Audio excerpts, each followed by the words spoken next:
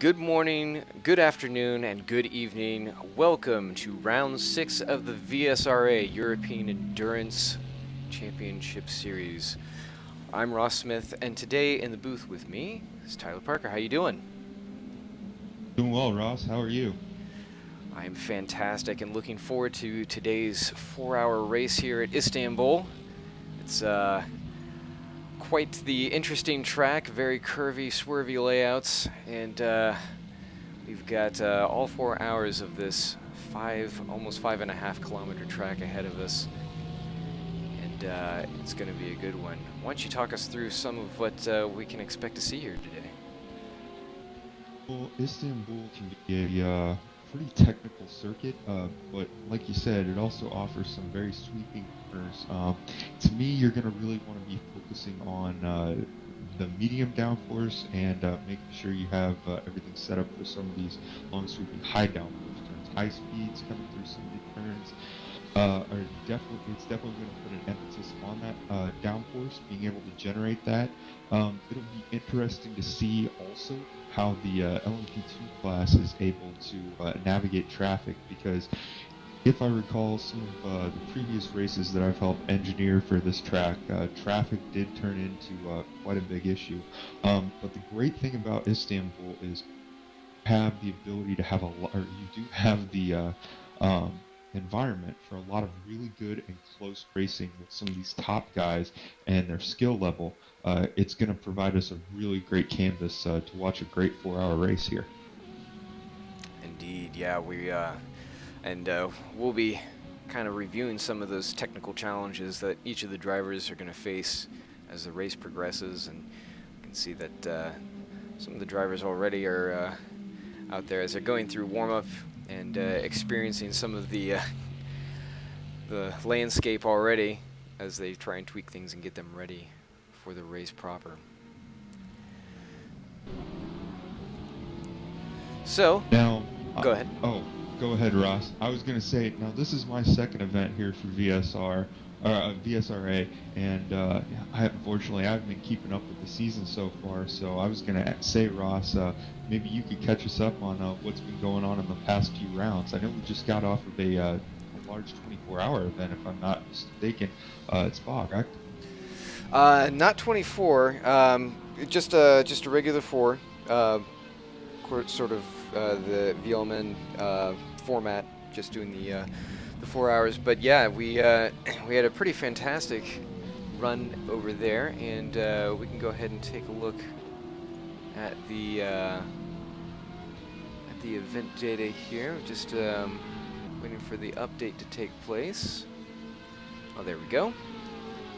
So, taking a look at where we stand in the standings, at the top of the grid, the number 47 Seawolf Netraces Motorsports with 128 points after round 5, and behind them is a big stack of Drillers Academy with 114, 12, and 4 points back behind. So a very close battle in and amongst the garage at that team, and they've got a little bit of ways to go to catch Seawolf at the front. Seawolf's just been very dominant with a win and several podiums in hand.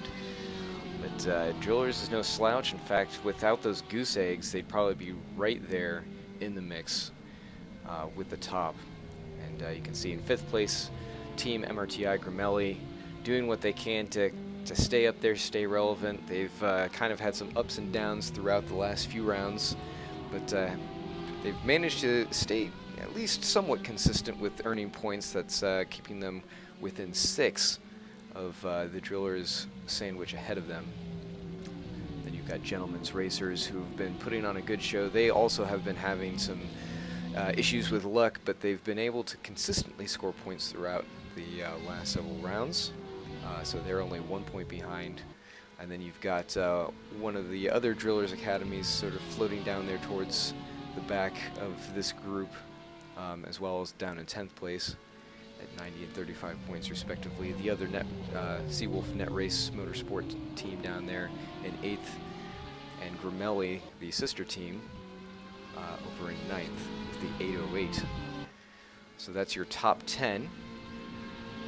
And then looking over at the GTE field, Solo Sport is rocking the top of the grid, but only by 4 points. It's a much closer race for the top 3 positions, with AC Sim Sport right behind, running the generic livery, and Scuderia right behind them in 3rd place. Unfortunately, dropping out in that 2nd round, putting them back a little bit, but they're still in the fight. They're only 8 points away from that 2nd place, and certainly plenty of points up for grabs today. And as we go into the final round, coming up here, so they're not out of it yet, and they've got some excellent in-car paint schemes going on, which we'll hopefully get a shot of a little bit later. That's worth taking a look at. A little bit further down, you have OSR, DDoS, the other AC Sim Sport sister teammate in 6th place. TCS off, really struggling throughout the season. They've definitely had pace, but they've just really had a hard time being consistent up into the end and staying out of some of the troubles around them. And then you see one of the other 3 OSR teams right there with the sister Solo Sport and Corkscrew, who was sort of a new entry and managed to come in and really dominate in round 4. But that's your top 10 in GTE.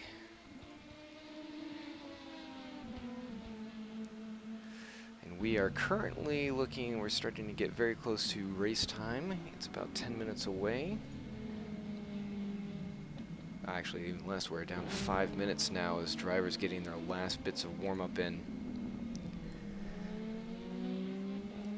So we'll do a rolling start today for VSRA,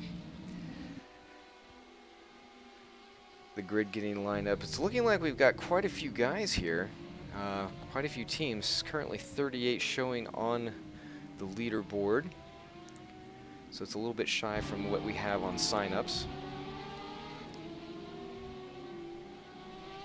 Yeah, it's kind of show up or shut up time right now, whether or not you're going to be making the race. But looks like a pretty good field so far. And as we're working down on a warm up here, I guess Ross, if we want to maybe look at maybe some keys to this race, or keys that have helped win races in the past for VSRA. Go over what a couple of those keys are. I know some of the ones that I have in my mind, but just anything you'd like to add on that. It seems like we have some teams out there that are very, very consistent, and some teams that are pretty feast or famine out there. Yeah, for sure. One of the things certainly with the VSRA side of things is being consistent both in your drive and making it to the end. We've got a fairly broad mix of talent out there. It's not quite like some of your most elite leagues where you like VEC, where you have guys who have been out there training and practicing for months on end, just trying to get ready for races. You know, you've got a pretty eclectic grouping, and you have to watch out for each other, because it's not just classes, it's levels of talent, and that's going to be the most. I mean, you can see right there as Germelli rear ends one of the BMWs, but you know, I mean, it's warm up right now, so some of the drivers, you know, being a little bit more carefree with their actions. They really shouldn't be, because they can cop penalties for being abusive. But certainly you can see the teams that have been further up the order. They've managed to keep their noses clean the most, even if they didn't have pace in hand, which certainly is the other side of that yin yang. They can make up a lot of points on the grid by just finishing and not getting caught up in damage, staying out of the way of other classes, just kind of following the rules, being respectful to each other, because you are going to see that with some of the drivers, some of the guys who follow the rules consistently. LMP2s know what to expect with a GTE that does that, and vice versa.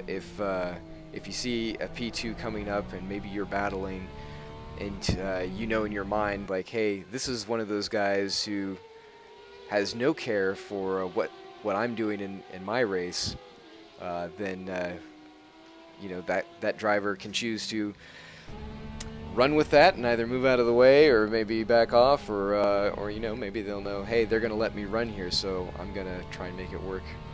So those are probably the two biggest ones: consistency and finishing the race, being respectful. Yeah, I'm sure the old trope of discretion is the better part of valor is definitely going to be applied here today. Yeah, just looking at some of the drivers right now on track, I see a few names that I know that have raced in some other series, and some names that I don't know that I'm actually really excited, looking forward to seeing. I guess anything that we can talk about for some of the top talent, some drivers that have really stuck out to you, maybe, that have really made some gains this season? Well, certainly. I mean, you can look at the top of the field, and that's where you have some of your big names: Jamie Tatoué and Sam Bentley, both drivers that have been over on VEC. Well, elbows out from the Eidos car there. Yeah, yeah. These shout out to Alex Skinner on that one. Calm your driver down, just warm up. Yeah, these guys will use warm up as much for practicing pit stops as we see, and really racing each other hard just to see, you know, what they can do as far as running side by side. And we're getting ready to go on the grid as warm up comes to an end. But to kind of wrap up that, I mean, Jamie Tatoué, Sam Bentley, those guys are obviously top class drivers in the LMP2 field. I mean, they certainly have competition around them, so the guys they're racing with are no slouches, as we'll come to see here. Certainly running for drillers, you've got Seawolf with Yan Katao, who's right up there, and trying to get an idea here as we finally get up on the grid. So they're going to go ahead and do it's a standing start here, but they'll do their pace lap. Ernest, wait. GT field, wait. Alright, so LMP2s are away, GTEs are allowing them to kind of take a moment and get some separation. But you do have some other drivers through the field. Santu Enqvist, also known as Don Alexi. He's certainly a Right, you can go now. Pit limiter. certainly a strong contender. Rolling away. Yeah. I guess we can run down the first couple rows of each of the fields here. Ross, if you want to do that, I'm still learning names here and there, and I can probably take the GTE field if you want. Yeah, just going through here and taking a look. We've got LMP2. One moment.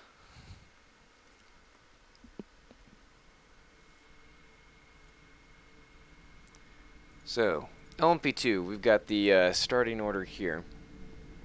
Top of the grid is Jan Katao with the Seawolf Net Racers, with Jacob Reed and Drillers, and Sean Jacobs next to him. On in 5th and 6th, Tomas Garcia and Samuel Bentley, with Blake Checketts and Dionysus Ferraro, Felix Snerberger, Riley McKibben, Santu Enqvist, and Patrick Rasanak in the updated Drillers livery. Pretty cool stuff. Normally they go with the lighter colors, but they've gone dark for Istanbul.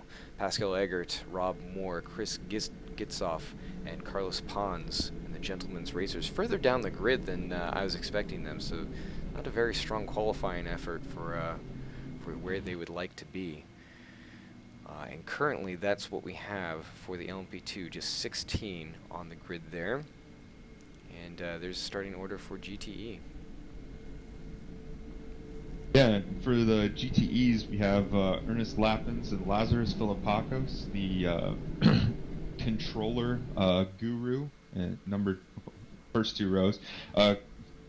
Che Hatch and Jesper Eriksson, Hugo Tempest and John Bennett, 5th and 6th and 7th and 8th respectively. We have Cameron Sensano, Mika Hakimi, Linus Lundvall, and Alex Turnbridge in the, what would that be, row 3 and 4, or 5 and 6, I mean. Joran Gizunj, I'm going to butcher that name, Nabil Aslan, Sam Butters, and Roman Prilik. We have Gregor Below and John Nelson, Niels Hugevin, and Alex Hallows. And on our final row, we have Ian Lonkar and Luca Sarasi. Yeah, so some familiar names down through the grid there, as we see LMP2 winding their way through the backside of the track. So we'll go ahead and get the timing board up and live, because they're getting very close to ready to go as they come down the front stretch to take the green flag. We should hear race control. Get ready. Green flag. And there they go. LMP2s are now off, and we'll watch them Bit of head. a slow start. Yeah, a little bit, especially in the back there. Some of the drivers backing off just a little bit. Showing yellow in sector 3. I think that might be with the GTEs. LMP2 start seemed a little accordioned. Yeah, but they've fortunately no contact really that I saw. Everyone kind of giving each other room. Oh, we got a little bit of a slide in the background. It looks like that might be one of the drillers. Some cars off. GTE's get ready. Popping curbs over there, yeah. Green flag. Now we've got Green flag for GTE now. just hop to them real quick. There they go. Much denser field over here with the GTEs. A lot of elbows out going down into turn 1. I like the start a little bit more than the LMP2 one. Definitely there. Yeah, these GTE drivers are definitely going to lean on each other on the first few laps, just because it's so hard with these cars to sort of get that advantage back. They're so closely condensed together as far as performance. Filipakos is definitely trying to get in there and get ahead of Lappins if he can, but Ernest is a strong contender. He's not going to let him by early on. And it's a we got this. Yeah, I was gonna say we got big wide boys up front right now. BMW train 1, 2, and 3 with Porsche not far behind there as Pleva files up in 4th place. Lots of positions being exchanged right now up and down the grid. Going up here, we're already catching up to the back of the field, as it looks like. Who is that at the back there? I had a GTE off pace early on. Yeah. A little bit of a curve out there by Katao. But yeah, definitely something to watch for in that GTE battle there, Ross, is as the fuel load starts to burn and the tires start to wear, that Porsche is going to start to develop a lot more oversteer on that car, so it's going to be a little bit more unwieldy for the driver. So car control is going to be at a premium, while those BMWs, they tend to develop much more chronic and pronounced and almost devilish understeer. So you're going to really have to run that car through there. We've got a car into the pits here, Sam Butters, Solo Racing, out from 21st and 15th in class. Oh no, sorry, 15 is their number. Yeah, I think that is the Solo Racing that is down in 10th place or further down the order, not the one that's currently leading the points. So not sure why he's in there. Certainly well too early. Maybe something to do with a little bit of contact early on. We did see those two cars back in the GTE field kind of come together a little bit, but it didn't look like anything that I would think would be damaging. So very interesting to see this early pit stop here, and just another wrinkle for these LMP2s to sort of get through during this race. So pit go. Looks like that might have been a penalty-related item. So that's certainly a possibility. It looks like they might have been held for about 10 seconds or so. Stop and go is certainly something that could have happened there. So looking at Cameron Cinsano, who's currently back in 12th in class. And, I don't know about you, but that yellow Corvette, that Corvette should always be yellow in my opinion, but... You don't like the... Oh no, I love it. That should always be yellow. Doing battle with Jorg Giesen up right in front with Scuderia. Trying to track him down. Although the pink of the Bolas Negro car does look quite well as Slide from right DDoS. There.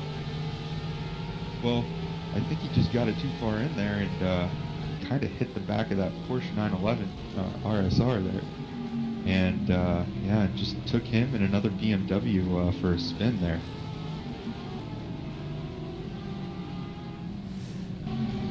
And that first turn here in Istanbul is going to be where most of the action is. That turn coming off of that front stretch there offers such a tasty place to do an overtake. Oh, as we have the Cinsano car, I believe, into the wall there. Yeah, that was kind of a bit rough.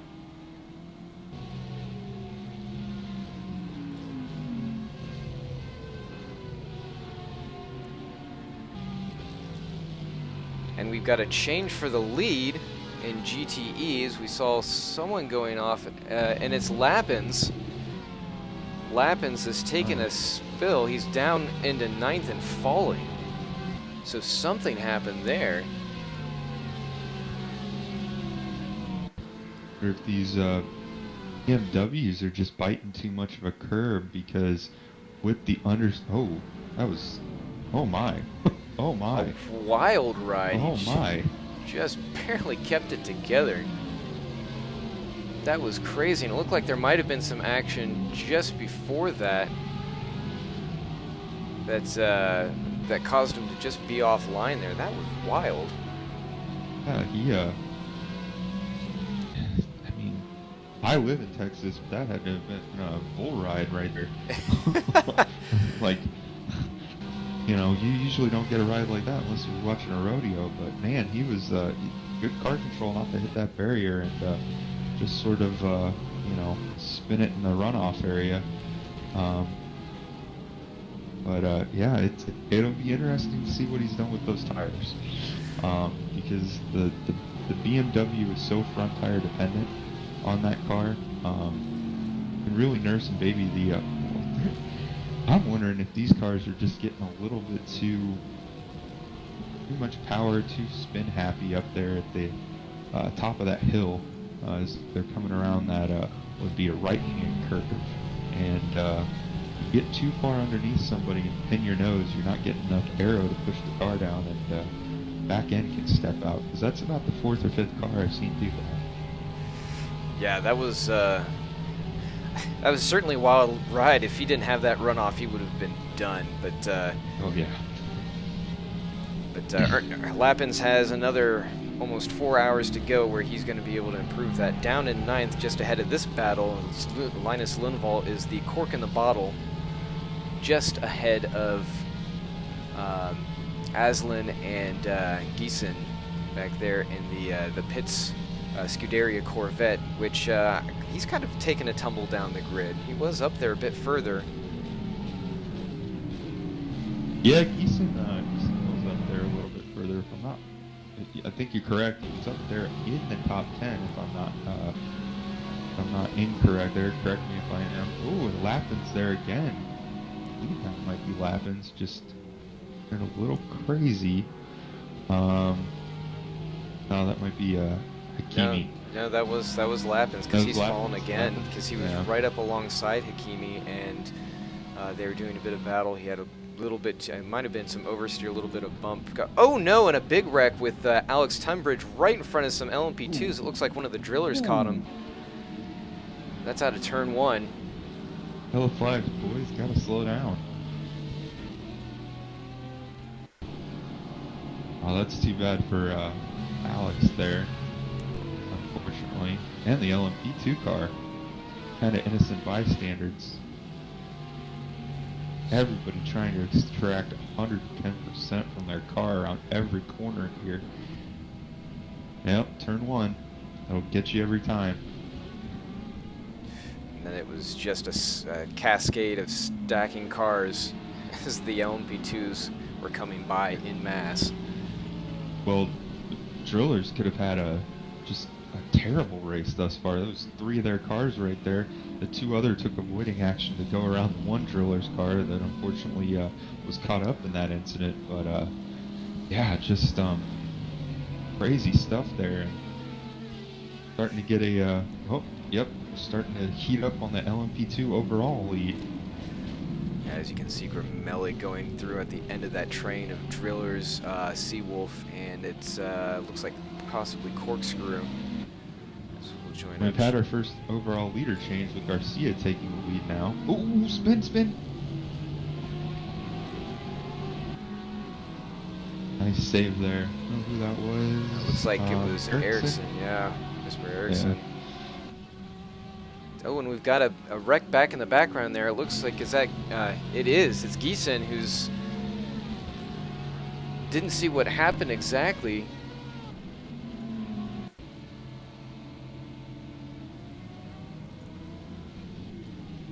I think he just getting pressured from me. Oh, well, 3 wide. that'll probably not work so well. As they come around the last complex, it's a very congested area as the LMP2 said. Oh, and the LMP2 just came over. It might have been some oversteer off the curb. That does not help. I think the LMP2 was trying to get by the car in front. Didn't know Giesen was there, unfortunately. That's a bit of a whoopsie there on that LMP2s, in my opinion. But it's too bad. You're if I'm saying this right, Yuri Giesen. Yeah. If I remember correctly, the one race I called, they had a very good race. Oh, LMP2, Chris Gitsov, spinning there. So.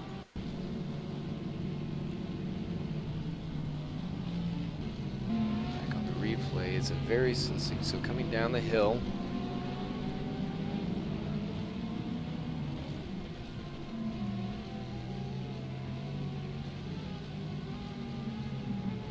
Down the other hill, gets a good run. Ooh, just on his locking own. it up. Yeah, cooked it hard into that corner. I think that yellow LMP2 kind of stacked up on him a little bit, hit the brakes a little sooner than what he thought, and he just had to eat it so he didn't run into the back of him. But look at the overall lead right now. Garcia has been able to pull out a 2.2 second lead over Katao, and oh, here we go again. Yeah, right there, final corner. Slow down, boys. Yellow flag. Yellow flag. There goes a bollard. Yeah, it's definitely opening race chaos right now as all of the drivers are just scrambling for position with the overlap between the 2 classes already. It's crazy, and I'm sure that the different voice channels and the yeah, it looks like he just got into the back of the LMP2 of one of those drillers' cars. Yeah, the driller just spun in front. Unfortunately, that GTE had nowhere to go. Nice avoiding action by everybody else coming through, but this is reminding me a lot of a race that I once helped engineer at Interlagos. Although Istanbul's bit larger track, you would think you would have enough space in between the classes, but I guess the difference between the style of the car, just the LMP2 is just able to fly around here. Oh, and a big crash almost in the same spot. I didn't see who that was who went flying off. P2 and GTE, but Hans there was definitely involved in some. It's just we keep going back and forth to replay here just to catch what's going on. You'd think we were in the final 10 minutes and not opening 10 minutes here, Ross. Geeson, he was just, unfortunately, Gentleman's Racer tried to dive bomb him, and... Yeah. That was ambitious. Yeah, that was all on Gentleman's Racer, unfortunately, and Geeson is equally, unfortunately, now caught up in that further down the grid, not even in the top 15, it looks like. Yeah, sometimes that's how the day goes, just from bad to worse. But you know, you're not even 15 minutes into this race, so you still have to keep fighting. So hopefully, the Bolas Negro team does that, and they keep on, because you never know what's going to happen. Indeed, yeah, as we We see. have Gitsoff. Yeah, Gitsoff coming in. Gitsoff. So I believe that was the Alpine car that went flying off we saw in the background during that last incident. Whew. Catching Probably break. just torch those tires. We see a battle here for 7th and 8th place as Enqvist goes down a position to Felix Neuberger just ahead of him. Unusual to see Santu getting past. He's certainly one of the faster drivers, so I'm wondering maybe he ended up getting caught up in some early action. They were a bit farther down in the qualifying order, but yeah, it is weird, especially with that Seawolf net race backing. But maybe they're just trying to survive. It's a possibility, yeah. We take a look here at Tomas Garcia at the front in that OSR Endurance LMP2, which I don't recall if they were in some of the previous races. I guess they were, but yeah, it's good to see them up at the front. Garcia definitely has pace in hand. He's currently leading Sam Bentley by about 3 seconds, and we can see Katao and Tatuhe, who are not far behind. They're all within 10 seconds back through 6th and now 7th, as that Nürburgring-Enqvist battle kind of closes in. So still very close at the top of the LMP2 order, although they are spread out quite a bit now. Actually, if it's possible, I wouldn't mind taking a look at the 6th, 7th, and 8th place battle. I think that one's going to be a pretty good battle here coming up. Down here with Felix Neuberger and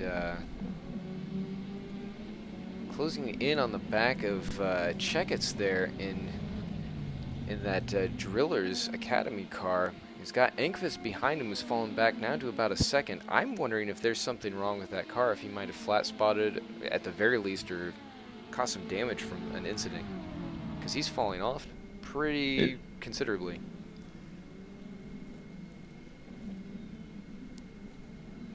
Yeah, he is tumbling back quite quickly now, unfortunately. But as we're riding on right now with, I believe this is Neuberger. Yeah, this is the one that, oh, we have another yellow flag in sector 2. Nelson is off. Yep. VEs, they're just flying off the track, not in a good way. No, and he's still struggling with that car as he's really cooked those tires. So Nelson onto the back. Oh, okay, that was very awkward. Straight. Usually you don't have an accident on the straight, but it was hard racing. Definitely, there was probably some road being evacuated from the Nelson car a little bit as the Porsche in front was defending, but yeah. That was pretty awkward. I mean, that's stewards will have to take a look at that and see how they want to respond.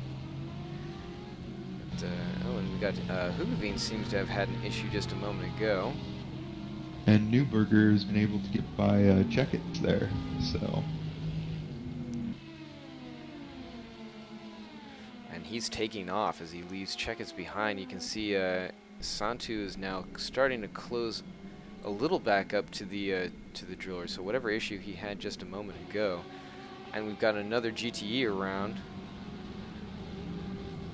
Oh my. Rikil?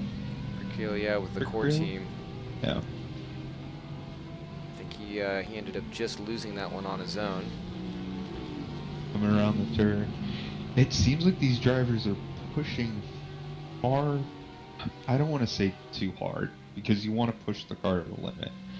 But you know, with 3 hours and 41 minutes to go, 42 realistically, it just you know, you've got to pace yourself. It is a 4-hour race, so you don't want to give up tons of time, tons of track position, but still, you're going to go faster if you keep all 4 tires on that tarmac. So yeah, if you have the choice. We've seen a lot of class on class and just driver on driver kind of instances where there have been issues. As Tempest now has some issues. very slow. He's right in front of that little group we were looking behind with Yori back there in the pits Corvette, and he's chasing down. I believe those was that Gregos back behind that LP2.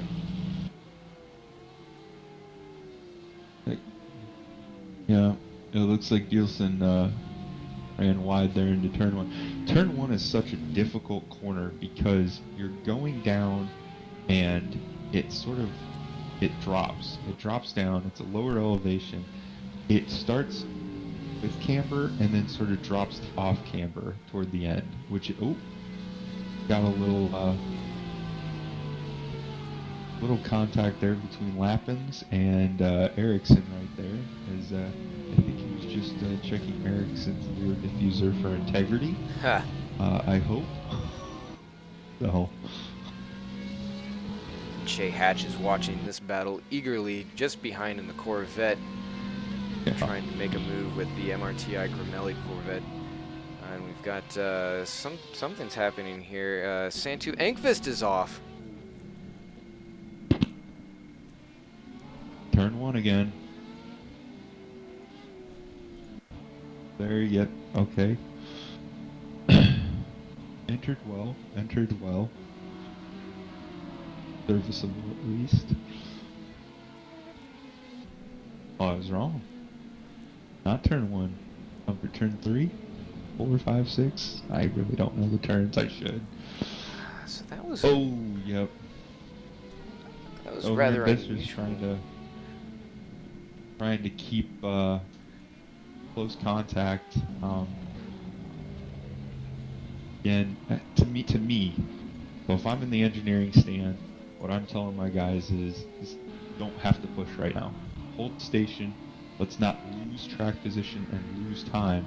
We're going to hold position. We'll start to incrementally move forward, but we will make stuff up during the pit stops. And if we have to, go an off-strategy route and try to gain track position that way.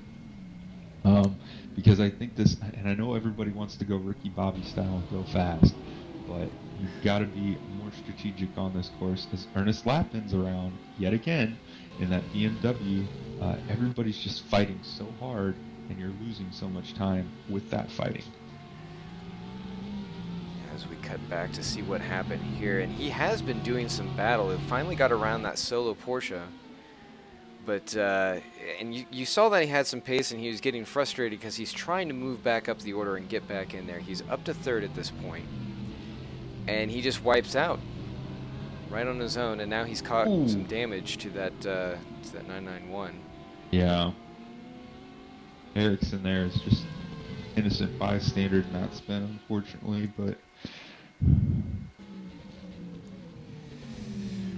Yeah, Ernest... he kind of has a reputation. He's a younger driver, and he's a bit hot-headed.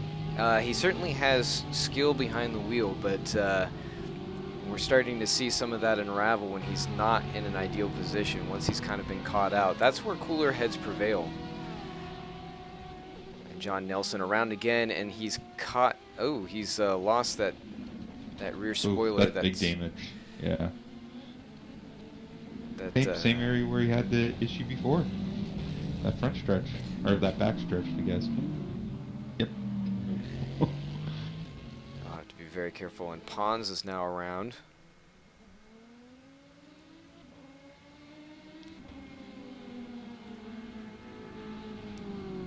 Pons down in 14th. The gentleman's drivers, they're further up in the points, so they've got a lot to lose. They really, and Nelson around again. Not surprising. I think he probably picked up too much speed and just lost it. Yeah.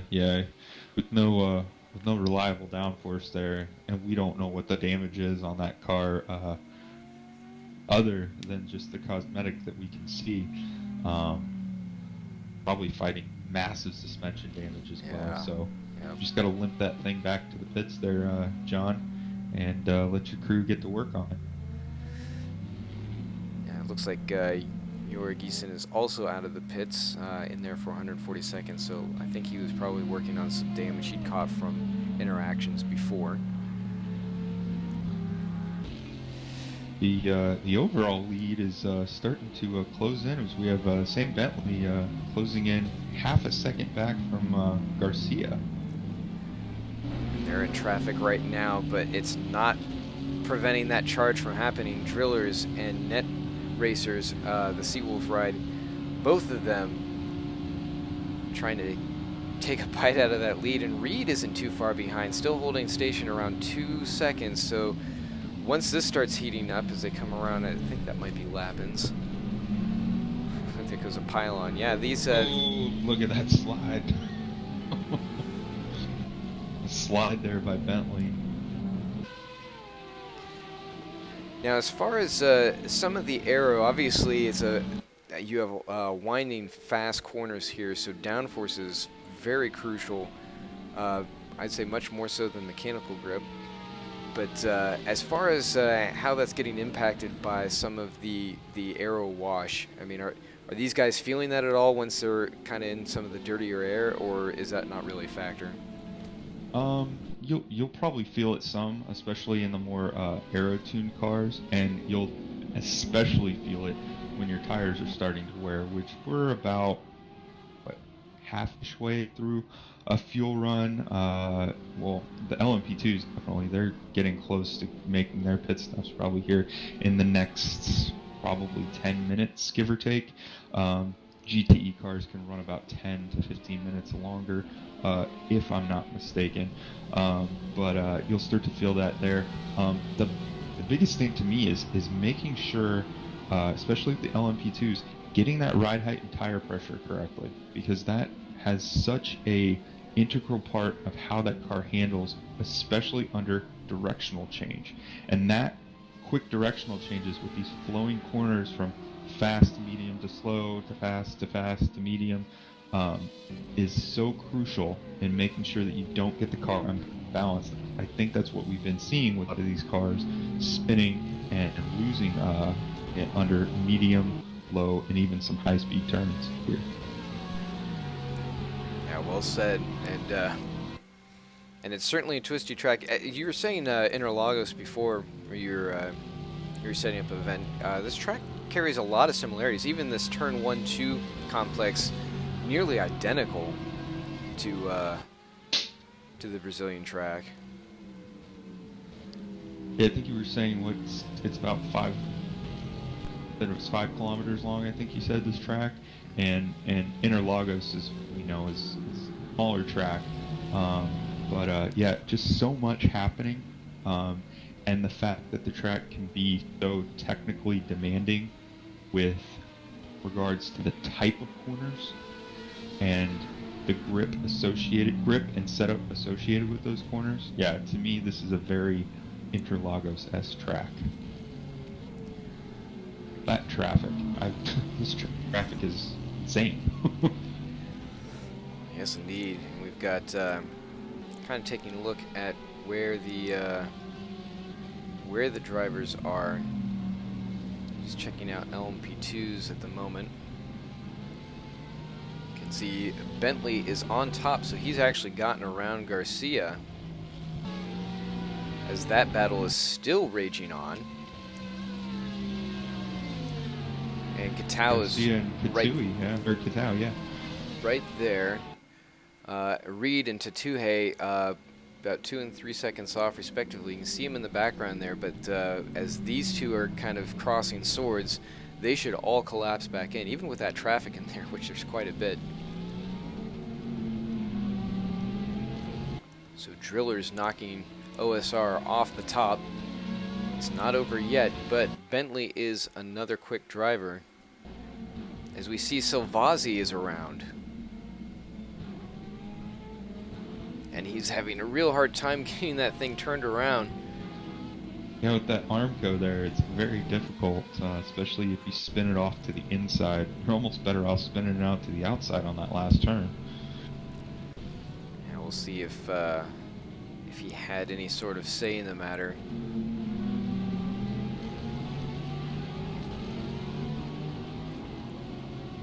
Just on his own. So just a little bit too aggressive on the throttle.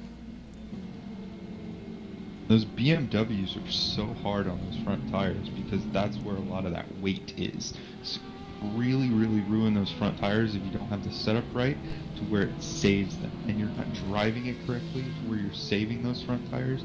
It just gets to the point where you can actually get it understeer so bad and doesn't grip through the corner that then you overcompensate with the throttle and spin the BMW. Riding with Lappins now, who's had another bit of an incident where he's lost speed and position. He was up to third, and he's fallen all the way back to sixth again. So he's right back with these familiar faces in the GTE side of things. And with as much traffic as there is, I mean, he can't keep doing this to himself. He's going to tear those tires apart. No. Squeezing Solo to the side. That was all fair though, all fair. A little bit more than some of his previous moves that we were seeing. Yeah. Very aggressive on some of those, Ernest was, and you know, to me the mark of a true driver is to be able to manage a race, especially in these endurance events. You brought it up earlier, you know, managing the race, being consistent, trying to hold station, and sort of take, as we have another yellow in Sector 3, take what's given to you. Ooh, big damage there. Is that Silvazzi, yeah. Yeah. Silvazzi. Head back, it looks like he might have been near the TCS off team, although pull up some of the video. Oh, and he actually had so very similar to Lappins from before, same area where he just cooked it, and I could see if that was Lappins who actually hit him there. That might have been the sister team. Anyway, that's big contact for all cars involved. Even that Porsche coming through and just giving him that kiss on the front, with that front left. Not going to be good going forward. Most of this damage can probably be repaired in the pits, but again, where time is going to be so important, not losing time. Get a perfunctory light flash there from the LMP2 driving by Mr. Turnbridge. Yeah, Alex Tunbridge, he's normally a quick racer too. Enough where he can punch above his weight with some of these GTEs, as can his fellow driver Liam Rance. I believe that's who's driving with him today, but really struggling right now. And normally he's driving in an Aston Martin or a McLaren, but I don't know if that's part of the reason why going with the M8 for this particular series, or if I mean, it might just be a mix of circumstances that he's dealing with.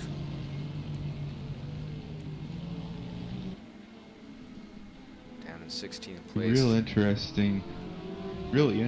The next iteration of the VSR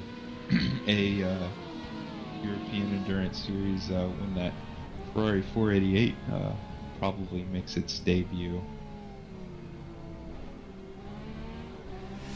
Yeah, well, some leagues obviously waiting for some of the BOP to happen. Obviously, Studio 397, they wanted to get the Ferrari out for the 24 Hours of Le Mans, which was an extremely successful event. As we see Pons up ahead and the gentleman's driver. Oh, that's Ooh. scary. Oh man, that.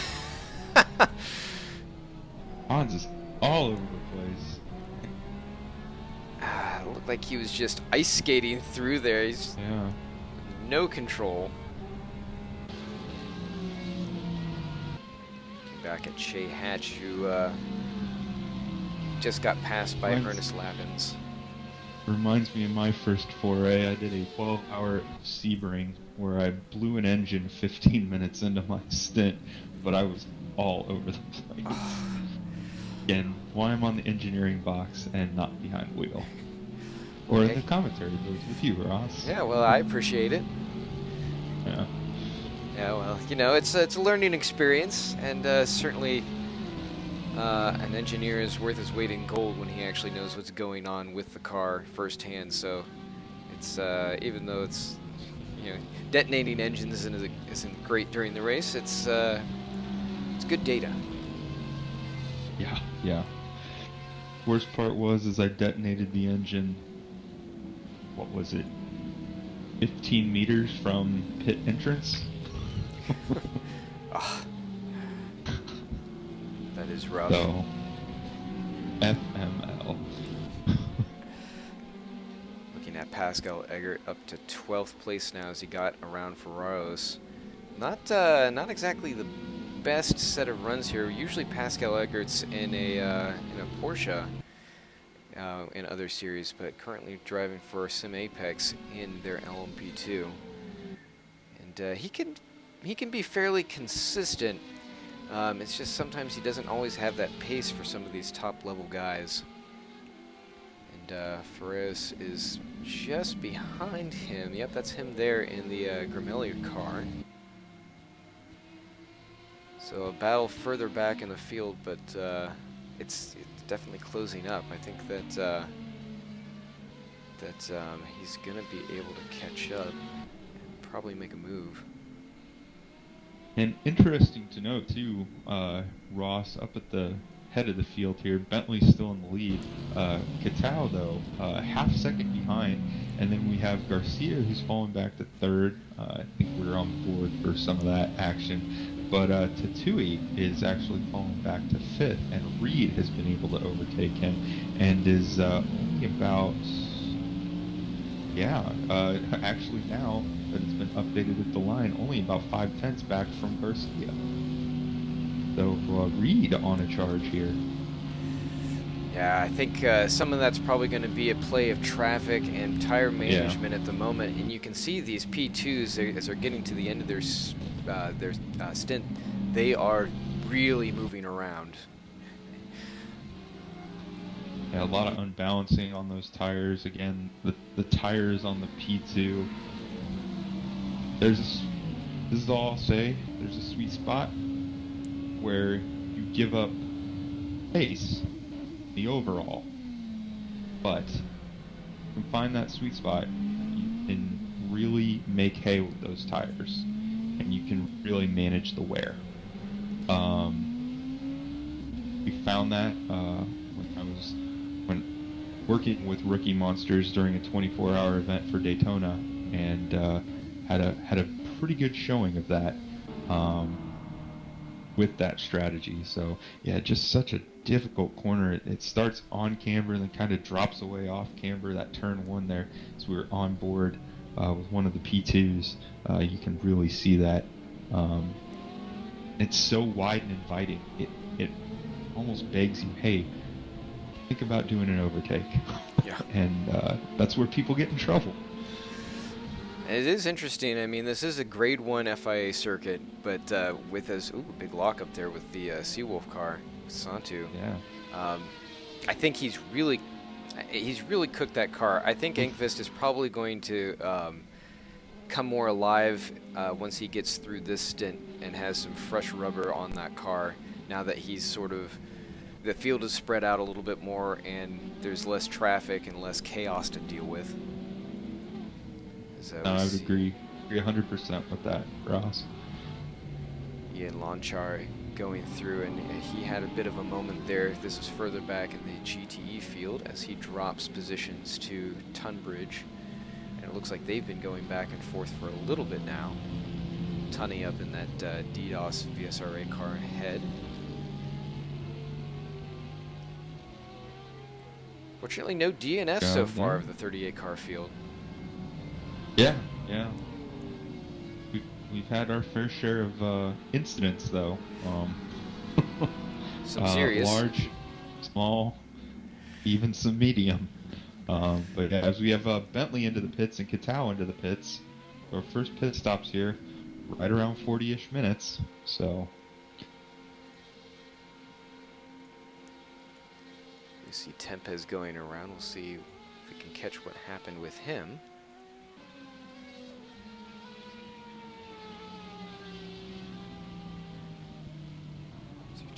All by himself there. Yeah, so this is probably,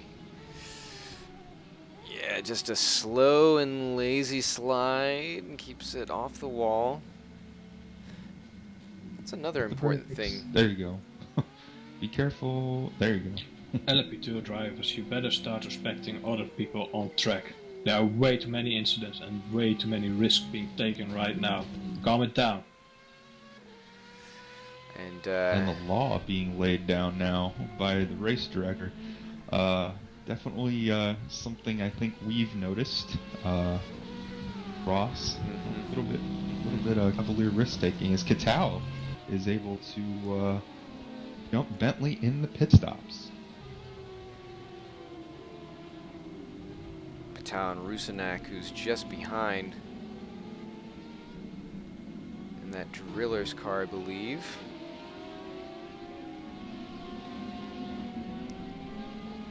This is back in 6th place.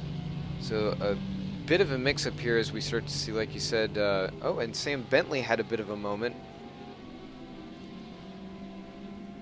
Kind of slid out there, but that number 22 driller's car was able to, he's able to get it collected. So Bentley, who was up in first as we go through the cycles, I believe he's still our effective leader, but this could be a bit of a shakeup. As we're having the second half of the LMP2 field come in, a little surprised Ankfist didn't come in earlier.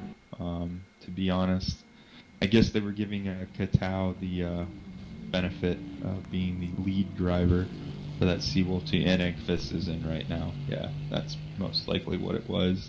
What I would do. Yeah. But yeah, so rounds of stops going through pretty quickly here. As you see the top 4 of those LMP2s getting their stops completed. Topping off. Reed should be coming out here very shortly. Wow, a whole minute in there as Kitao runs through and picks up the lead with Garcia just a few seconds behind. Yeah. Bentley lost 2 positions. No, just 1 position. Just 1 position to Reed. I believe. What? Dude. Garcia might have been able to jump him as well. But Tui holds station in 5th. Checkets in 6th. Newberger in 7th. Pons, don't know if he's come in for a pit stop just yet. To 8th. McKibben to 9th. Jacobs out in 10th. Engfist 11th. Moore to 12th, and Rusinak will be coming out in 13th in the P2 class. Yeah, so a bit of a standing shuffle. Yeah. And the P2's tires should be... Oh, Bentley, that was very close. The P2's tires should be coming up to operating temperature this lap, this next lap that they complete. Takes about a lap and a half, give or take, for the tires on those P2 to really come to temp for a lot of these drivers. So we'll have to keep an eye on if there's any time that they're going to make a mistake, but also any time you can take advantage of somebody in a P2 you're racing with. Now is the time. As you can see Jacob Reed trying to do just that right there behind Garcia in the OSR Endurance car. Yeah, he's and Garcia, he's I mean, still has some really great pace, but I mean, yeah, he's not quite as quick. Of course, like you're saying, we're just coming up to temperature now, so we'll see how these balance out over the next few laps. Still very close. I mean, within 5 seconds for the top 3, and Bentley not far behind. I'm sure he's going to start picking up pace now that he's got some clean track and fresh tires underneath him. Yeah, P2's been a great class. I think the thing that's been keeping P2 so close together is the fact that they've been taking those risks with and around the GT cars. Not to say necessarily our leaders so much, but they have been taking those risks. And I think if they start to mitigate some of those risks, as the race director asked, you'll start to see the field sort of draw out a little bit more. But it'll definitely be interesting to see who is able to sort of capitalize on this first third of the stint on new tires and fresh fuel. Yeah, I agreed. These it's the first half of the race will certainly be interesting to see play out here. I thought I saw DNF earlier. Yes, Chris Gitsoff, so he's our first victim of the day. It looked like it was pretty sudden, so I don't think it was a rage quit or anything like that. It might have been just a disconnect, but they haven't tried to come back in as of yet. And I think it might have been close to the possible driver swap time, so hopefully not the sim racing DNF, the disconnect not finish. Yeah. Yeah, we saw the 24 Hours of Le Mans that Studio 397. I was kind of talking about that a little bit earlier, that they were able to pull off very successfully. They did have that red flag, possibly 2. I can't recall if they had that many, but it's short-lived. Certainly for the event, I don't know if you had a chance to watch any of it, but very well put together. Yeah. I mean, you know, there's people smarter than myself putting that stuff on and making sure that it's running mostly without a hitch. I know there was an issue with some net-coded stuff where it sort of you had, you know, I don't want to say the typical R Factor stuff, because to me this is one of the better, if not the best sim out there compared to others. But yeah, you had some issues that do occur, and some people were angry about it. And yeah, the thing is you know, it happens, and you know, with the amount of people that they had probably on the server, that was one of my comments I made at one point in time, is how many people did you have on the server, and you know, what were your server loads, and were you able to sort of load balance a lot of that stuff out? Don't know. They probably thought of that. They probably did try to do that as much as possible, but you know, it happens. Infrastructure is what it is, and it can only carry so much. So, Exactly. so we have one of our first GT cars with long car coming into the pit. Ian, this is a little early, not too far early, but just a little bit earlier than what I would have thought. Most of them, I think, you'll be run up to about that 3-hour mark, I would assume, unless the tires are absolutely toast, and then you might see some people that are coming in earlier.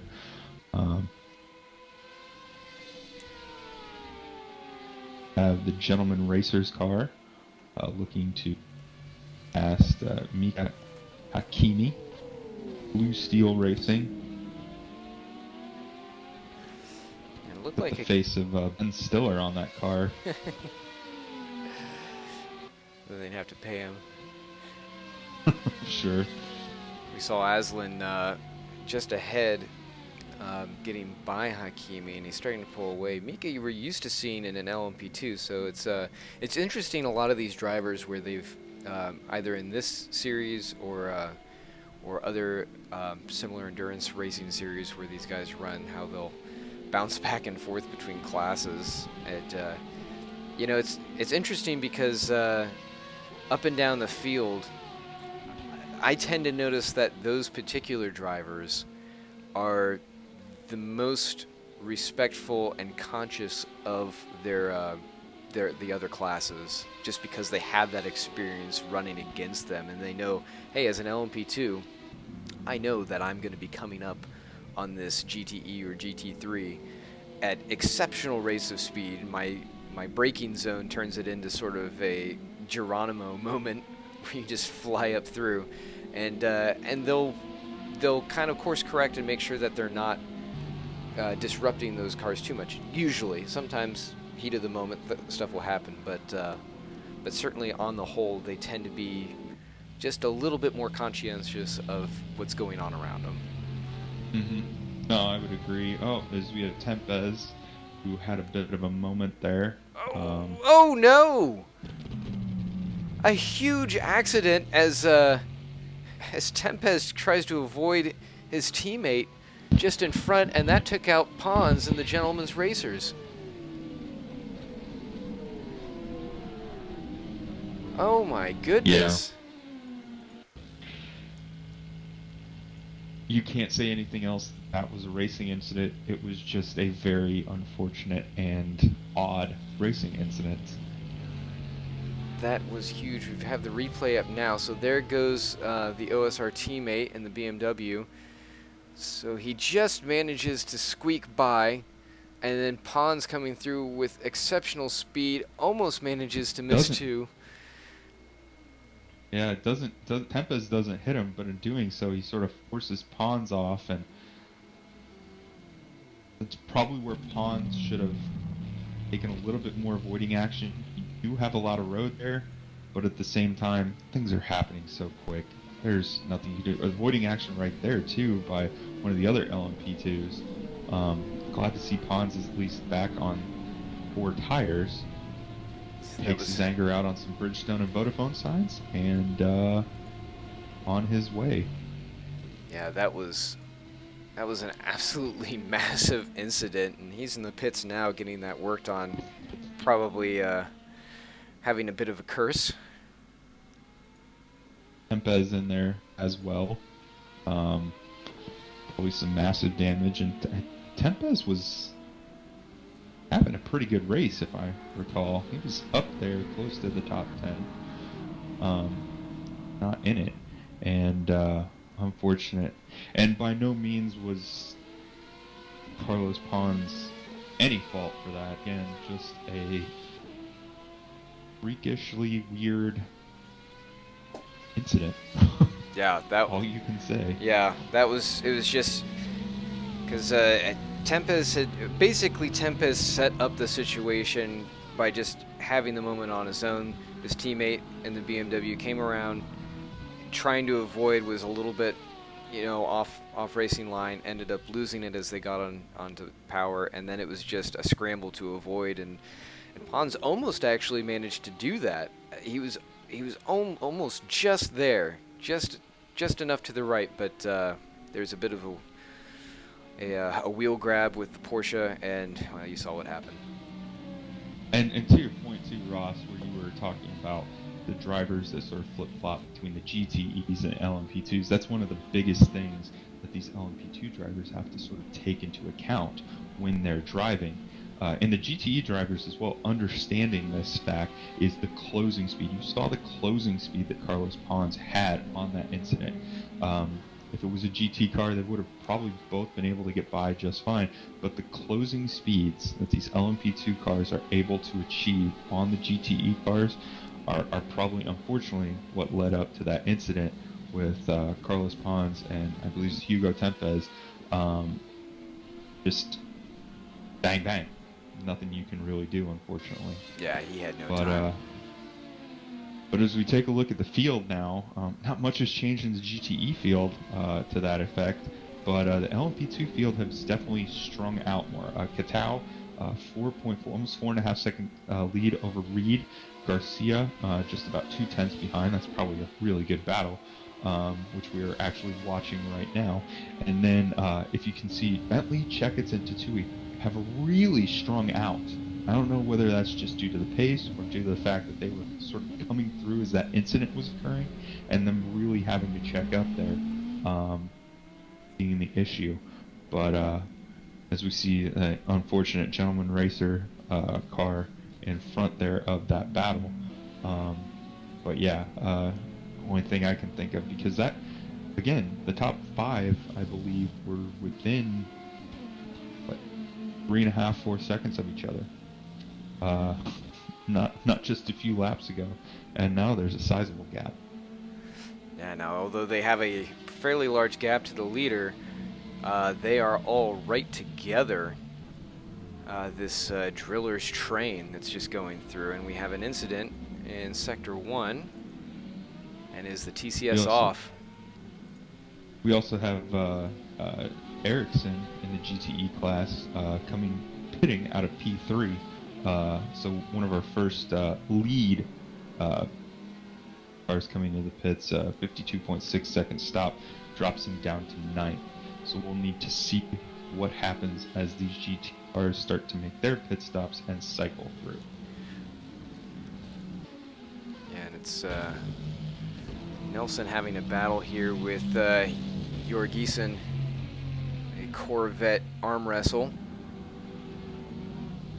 This is down for 20th position, and this is not a place I'd expect these guys to be having this fight. Now obviously pit stops are going to start kind of coming into play, but this is kind of unusual, especially for Yori, because we've seen him doing some tangos up in the podium spots, and for him to be this far down, obviously, like we have seen him involved with a few drivers already. And Hugaveen is off again.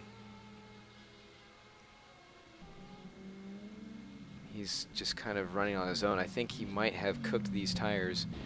Oh, and Reed and Garcia now are going at it. This is for 2nd place.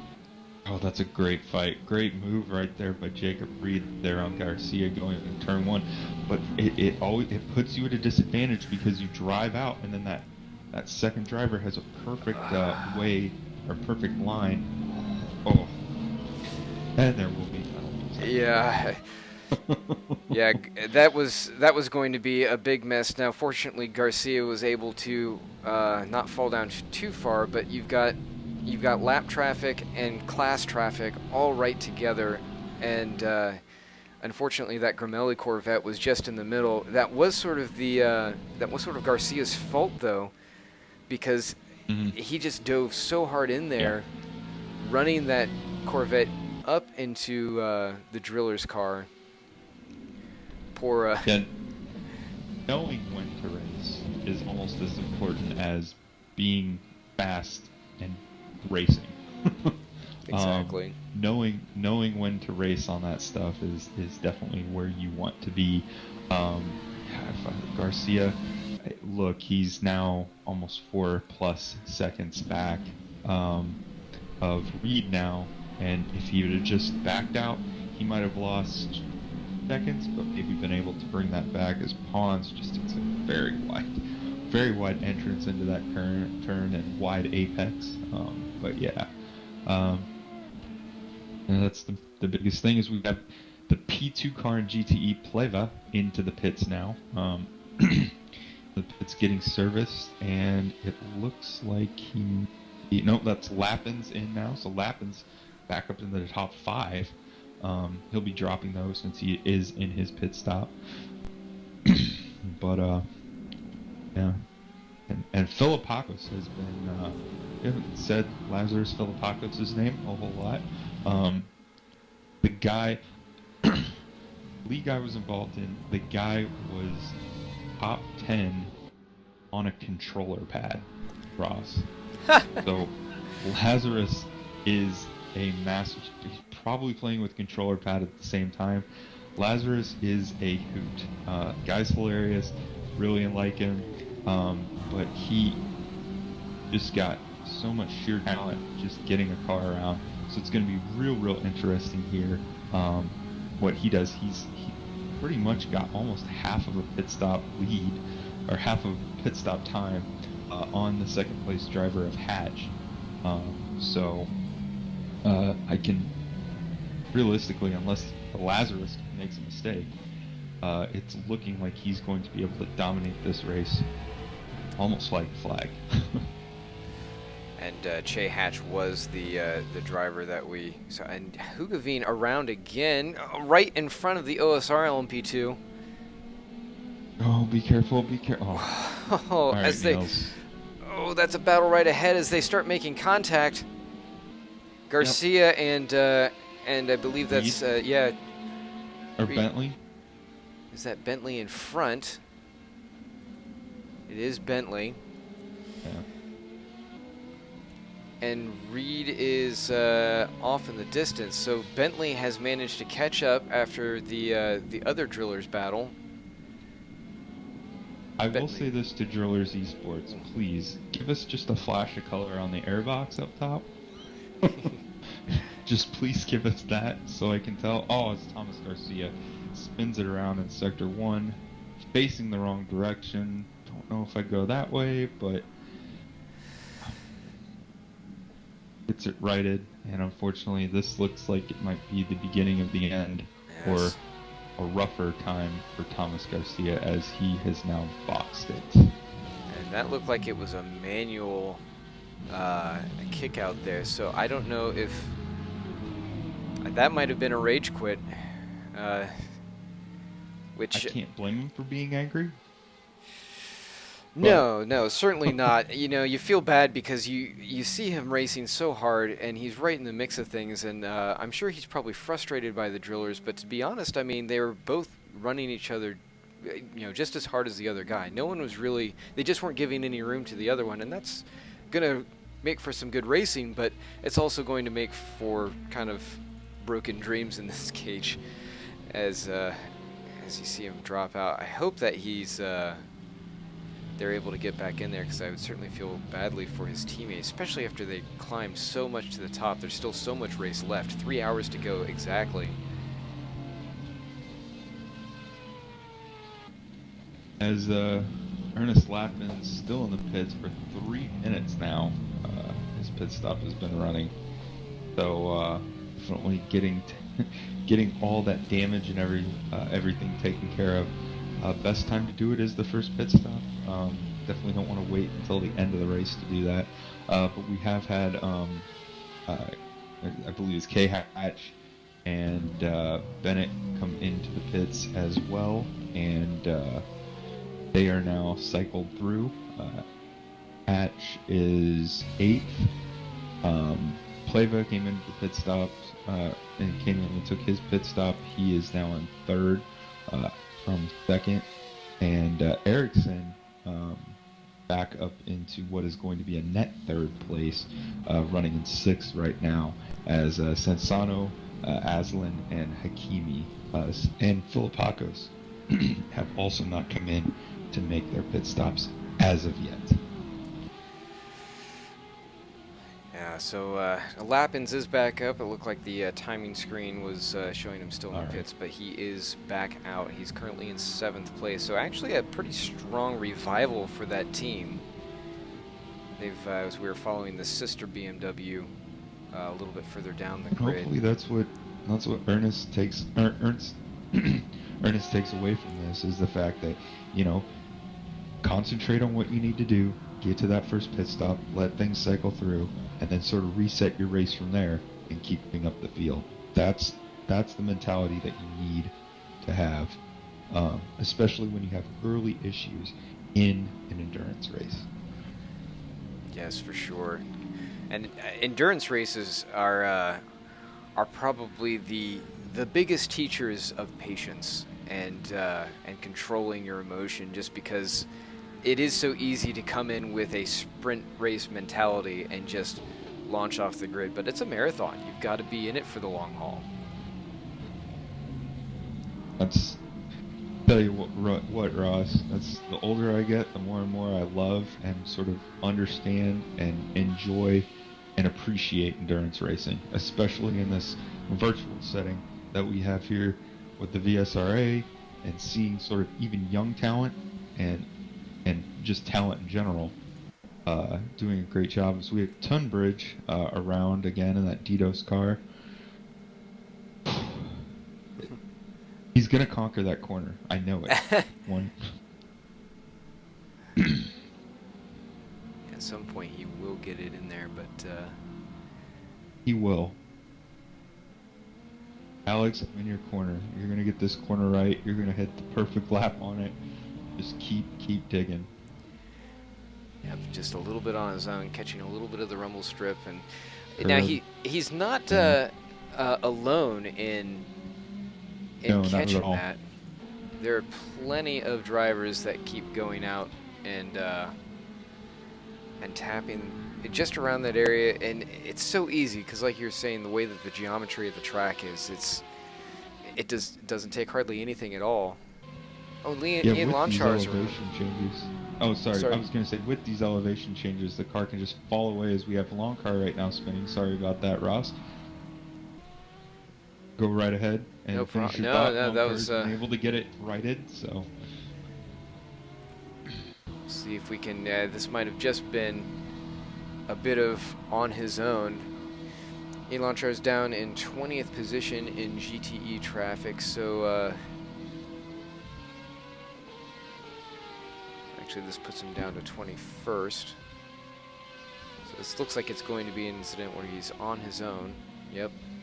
And that was sort of unusual. Ooh, almost catches the Seawolf LMP2 on his way back across. Oof.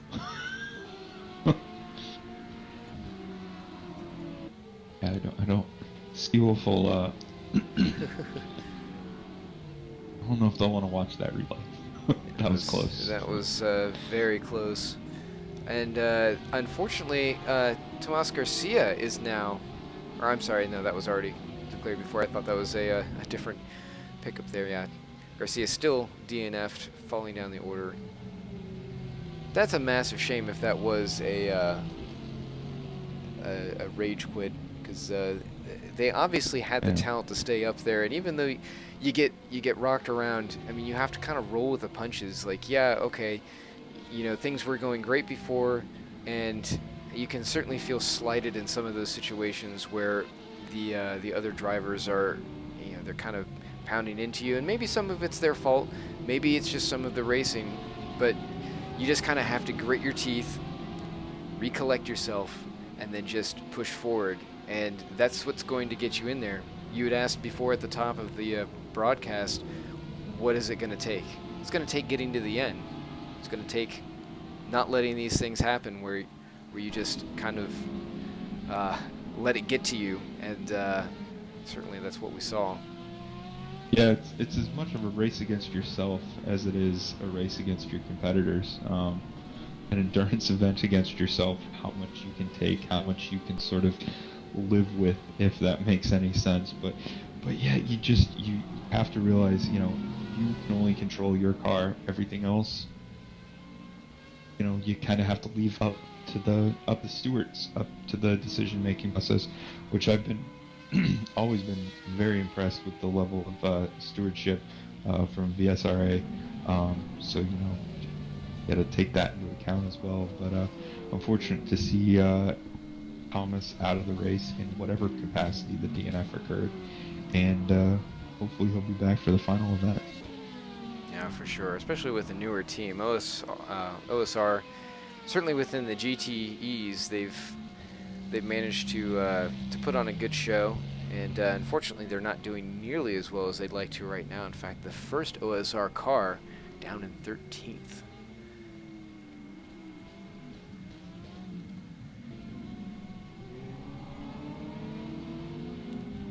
We're following along here for a little bit with Michael Vidal in Solo Racing, 17th place in class, and he's been struggling a little bit with his car, so he might have some issues. Still about 4 seconds off. We have a yellow in sector 2. Coming over that crest there.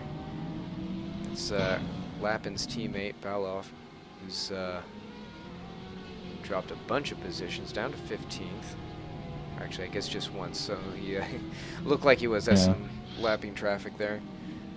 I was gonna say he's been right around that 15th-ish position for the most part of the race, 10th to 15th, somewhere around there. But yeah, definitely having his struggles with this track. Maybe it's not 100% suited toward him, but yeah. So we have our leader finally into the pits, able to extend that pit stop for the longest time was Lazarus Philippakos.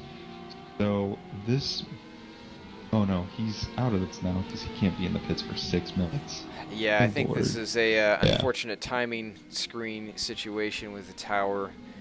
That a little bit of a bug for the Studio 397. I think it's not quite finding when the drivers are leaving the pits and triggering properly. So hopefully they'll be able to update that before too long. Honestly, though, this layout though has been great so far, though, outside of those 2 bugs. But as we do look at the GT field, it's reset again. We still have Philippakos dominating up there in first, Pleva back up to second, Ericsson into third, Aslan up to 4th place, and Lappins has now been able to move himself up into the top 5 from all the way down when he came in. I believe he was 6 or 7, so he has been able to leapfrog Hakimi, and had being the biggest loser, who was all the way up there in 4th. As we have Rusinek, big damage to the back there on that P2 car. I believe is the beginning of the 3rd sector. So we'll see what happened here. He's coming up on traffic, so this could be a bit of the story.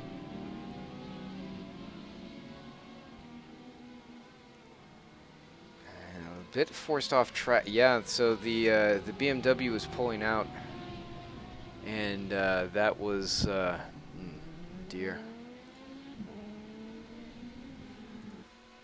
Those are always some of the tougher situations, just because you do have cars racing each other, although we'll need to see if it was forward position, as Rusinek just, assuming that's him, just not, don't have a wing there, bud, you gotta get back to the pit slow. Cars from a different class racing each other, not necessarily paying attention to the P2. Again, that's where your spotter and race engineer really play a big part in letting you know where you are in relation to traffic, as we see Rusinek finally being able to pull the car into the pit lane, and he will be getting some lengthy service completed on his machine. And that's it's a tad bit unfortunate that he'd have to go through that, because it was a fairly innocuous situation. There wasn't really any reason for that to happen, and I don't really think that he was in the wrong necessarily.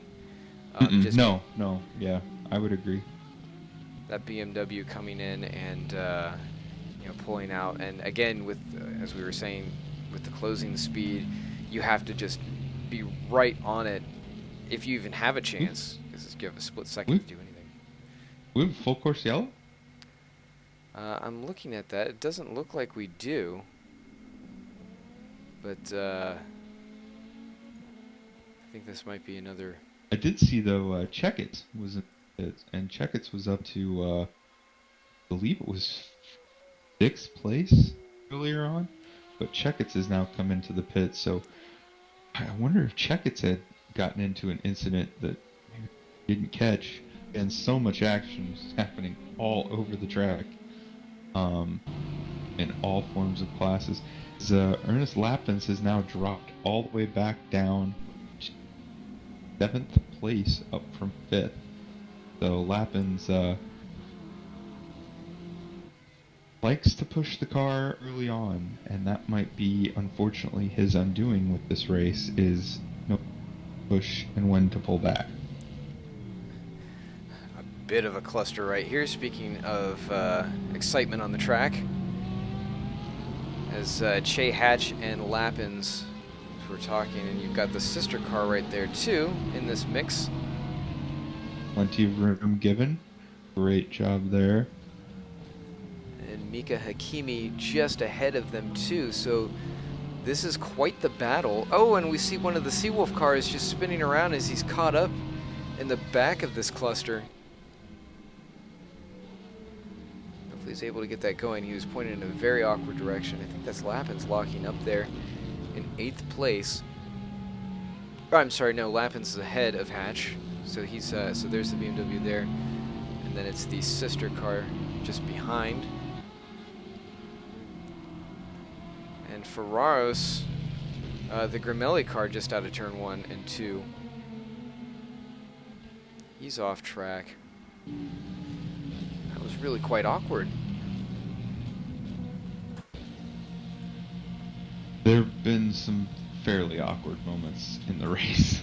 We'll see if maybe he was caught up in any of what was going on with that Seawolf car just ahead of him. Although this might have just been on his own. Yeah, a little bit dodgy, under power as he's coming through that downhill. Ooh, it catches the wall. I didn't see that.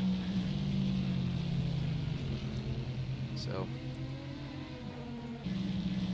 he's gotten going again, hopefully without too much damage on that drive. And Ian Lonchar now is catching a penalty. That looks like for track extension, so I'll have to deal with that. Come in and get that served. Lots of cars in the GTE field having some battles. Looking at sorry, Alex Hallows, who's chasing down Linus Lundvall just ahead of him in Porsche 911. I like that name, Typhoon Racing. Unfortunately, having to run a generic as the LMP2 comes through and creates a bit of a netcode issue there. Fortunately, no one's affected quite yet.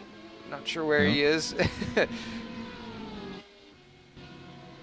Really glad that doesn't happen in real racing. That would really add a wrinkle. But I'm sure that P2 behind him is like, what is going on? Yeah, it makes you kind of hold your breath a little bit as you dive in for the pass when you see that happening in front of you. So another look on the inside. Hallows really wants to get by. Oh, don't be that ambitious. Not there, not there. Not the place you want to make the pass. Hold it tight. Pass it down into turn 1 here. Want to do higher percentage of an overtake. Catching that just isn't quite close enough. Not quite of a good enough run off that last corner to be able to tuck in below. As you see, Tempez not far behind. This group is not too far ahead of the leaders in GT3. Good to see Tempez climbing back up through the field after that crazy incident with Carlos Pons there in the Gentleman Racers. Although, I guess we're going to have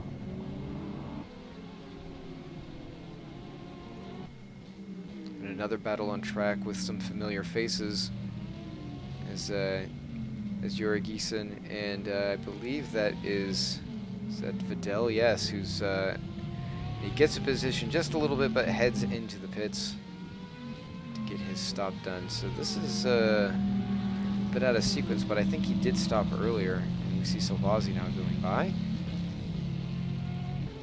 And Hallows is able to make the pass, and I think he should be able to keep it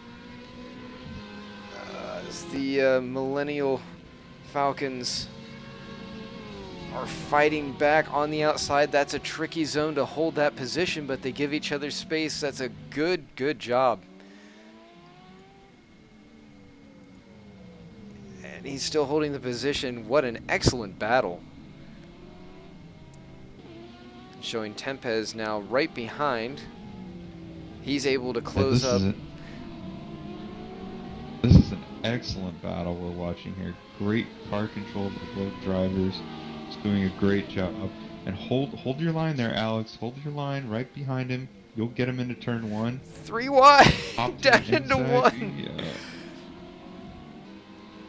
Excellent move by Tempest, taking advantage of both drivers going at it and makes a smooth pass. That was exquisite. Well, edit that there, Ross, and put that in the highlight reel for the end of the year. What a move by Tempest. Really good work. And I don't believe Lundvall's done yet. He is falling back just a little bit. But yeah, with those 911s, you just kind of have to just fall back a little. Well, not fall back, but back up a little bit, let your tires cool off and everything, regroup, and then re-attack. So now the question becomes, so we see Lundvall, he's falling away a little bit, not too much. I mean, he's still right there. I think that Hallows and Tempest have a decent pace on them, but now that Hallows is away from Lundvall, he's been able to get by him. Is he going to have a chance to make a move here on Tempest and get that position back?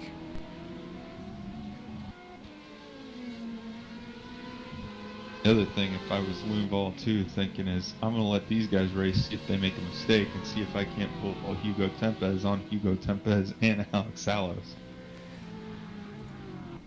Indeed, yeah, these,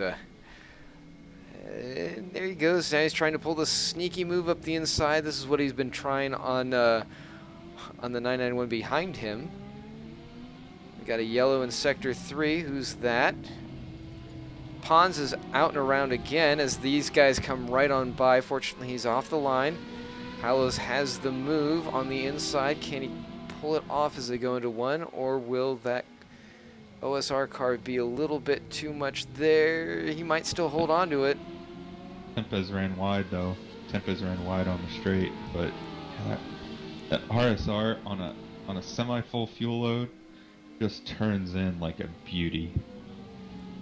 Absolutely, yeah, and he's using every bit of it to try and keep pace here right ahead of Hallows, but Alex has got a pretty good pace himself, and of course this has allowed Lundvall to close back up to these guys. Will they be able to fight each other enough and wear their cars out to the point where Linus is able to do something with it? As we see Lappin's now moving up the order. He is now ahead of Aslan, who's in the pits. Yeah, Hakimi had also come into the pits, so these are some pit stops I was not expecting, but it might be it's just pit stops I wasn't expecting necessarily. So I'm not sure exactly what's going on here. But, so this is an incident that we just saw a moment ago. This is Solo and OSR going at it, so,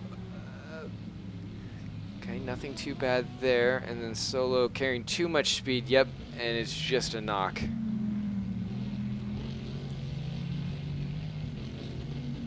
Synchronized spinning. Oh my goodness. Oh! Yeah, that was... Always let the P2 pass before. He's gonna get the corner quicker than you. And now we have our P2s coming back into the pits. We have Newberger, Jacobs, Bentley, and Tishui into the pit right now. That promotes Reed up to first, and I feel like we've been neglecting that right there, as Katao is actually 11.3 seconds back, and Ankvist up to third. Yes, quite a bit going on in the LMP2 field. They certainly had some great racing early on. As another caution comes out, Hugaveen in that TCS off, still having some more issues. I think this was an isolated incident on his own. As Ian Lonchar now goes off, maybe they both need to turn TCS on. That would be a maybe pretty good move. Eggert and Reed into the pits now as Tao might not even be able to get past. Well, he should be able to get past Reed here. Should slot back out into third, if I'm not mistaken. So Reed should be slotting back out into third. So Lundvall has now fallen well back. Carlos Pons is around again. That's what we saw, that caution in that sector 4, so he's off. So the way this has evolved is Tempez has now pulled a little bit away from. Ooh, a big slide off the corner there. Who was that? Looks like Ian Lonchar again. Off the final corner goes around, as he was pulled up alongside of Hallows, who we were watching. Hallows has now fallen a little bit away from Tempez in that OSR 991. So he's up there, and he's starting to pull away. So that has sort of resolved itself. Linus Lundvall's fallen back. Oh no, and a spin by Hallows. So now Tunbridge, who's, I was just going to say, has kind of come up ahead of Lundvall, is now going to have a shot. I think you can hear him coming. And no, that's still the LMP2. So he's actually Tunbridge. Oh no, he's well away. And Lonchar is around again. So something's going on with that car. He just does not have a handle on it anymore.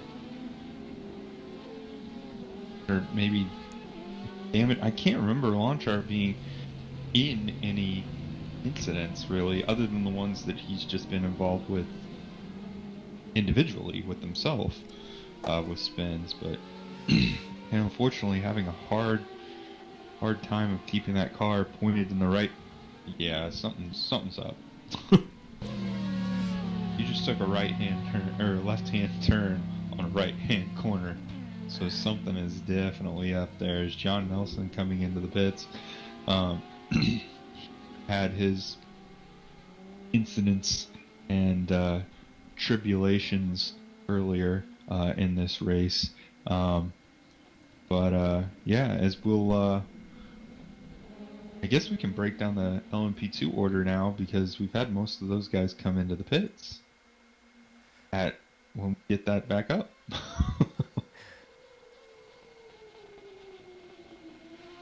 So 2.5 hours in, and we have the seems to be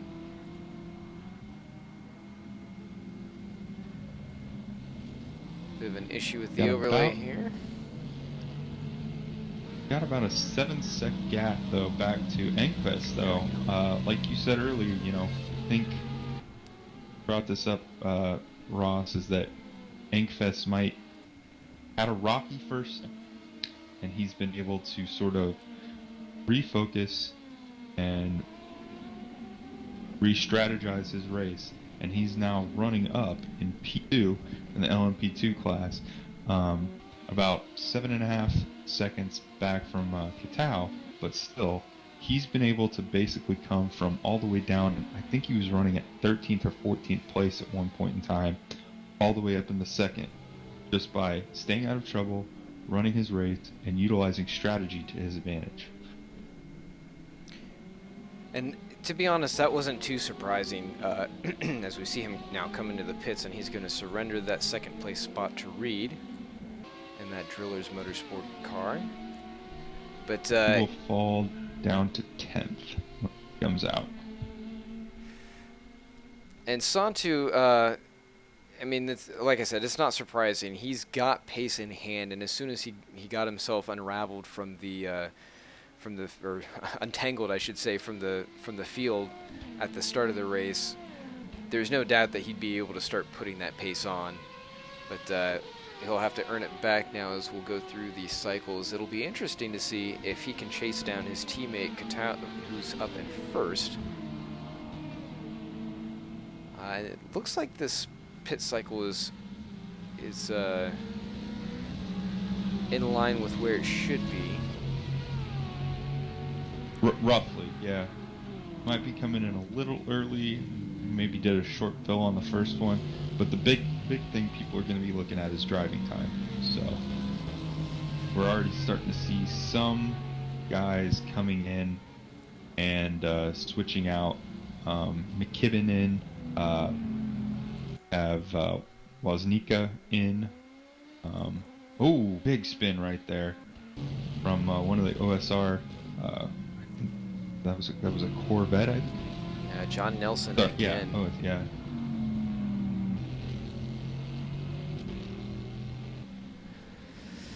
So Nelson Launchar, who's around again out of turn 1,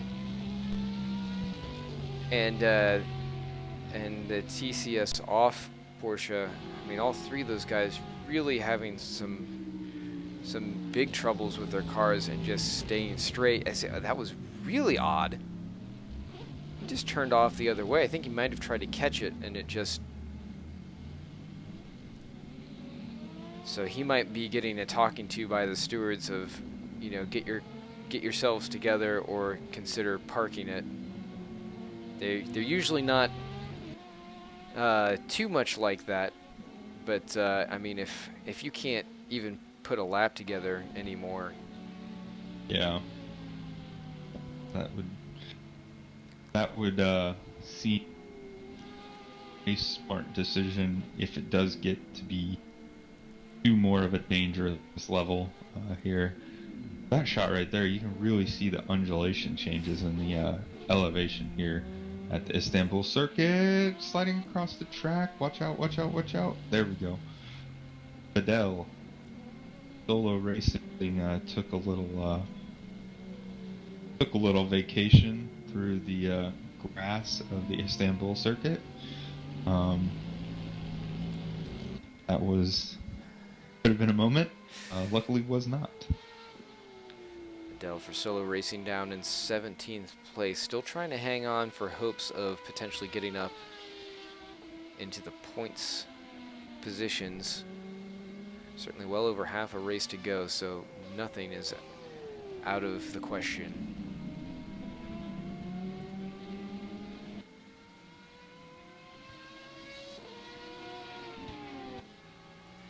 Apparently somebody offended that we're showing cars in pit lane. I'm not sure what that's all about, since we're watching cars on track, but it happens. You'll be fine. I don't know what else to tell them. I mean, honestly, in real races, the pit stops are actually some of the more exciting things to watch. Unfortunately, the camera angle's not best here, but no, sadly not. But watching Alex Hallows up in 12th place, he's still holding on to the chance at points.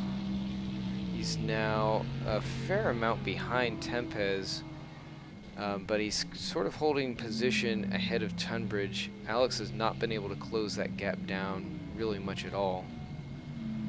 And one battle that's going on up here in the GT3 order is with these guys. Che Hatch, 6th place, just a few seconds down behind Bennett.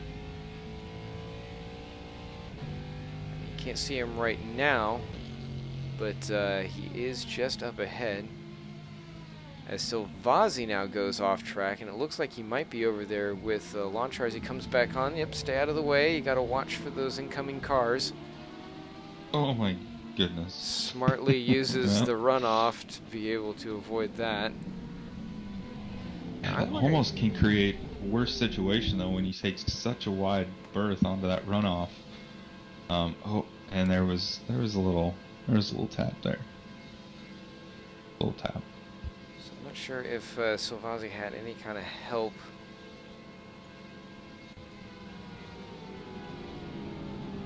Take a look. So this is down in 16th. Okay, so he was actually avoiding that situation. Woo! So again, that was, I believe, Launchar back there. Okay. Yeah, he's, and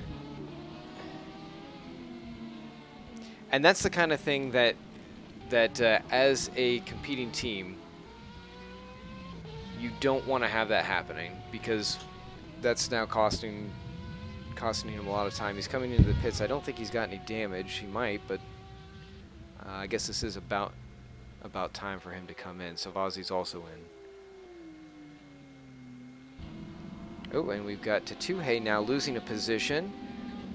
Felix Neuberger just up ahead. So Tatuhe, who's another fast driver on the Drillers Motorsport team, getting caught out by Felix, who is driving one of the generics. I don't recall. I don't have the spotter's guide up in front of me to see which team he's actually running for. Gergo Beloff. Oh no, Tatuhe wait straight off and into the wall. I was gonna say, I don't even see. Oh, I'm sorry. No, that was. It's Woznica. Yeah. Right? I was gonna say, I don't even see Jamie on here right now. But unless he's well down in the order. But yeah, that was Jan Woznica. Sorry, looking at previous scoring. So Tatuhe had swapped out on that last stop. Woznica is now in and into the wall. That was a very odd incident at best. Carried a ton of speed in there. He's. Yeah. I'm trying to see. Latency issue on his end, but not showing up on the server. That could certainly do it, and doesn't look like the car's twitching around too much. And Lonchar now around again at the top of the hill. He's going to pull that off to the side. I thought he might be parking it, but yeah, I think it's time. If I were in that position, it'd be time.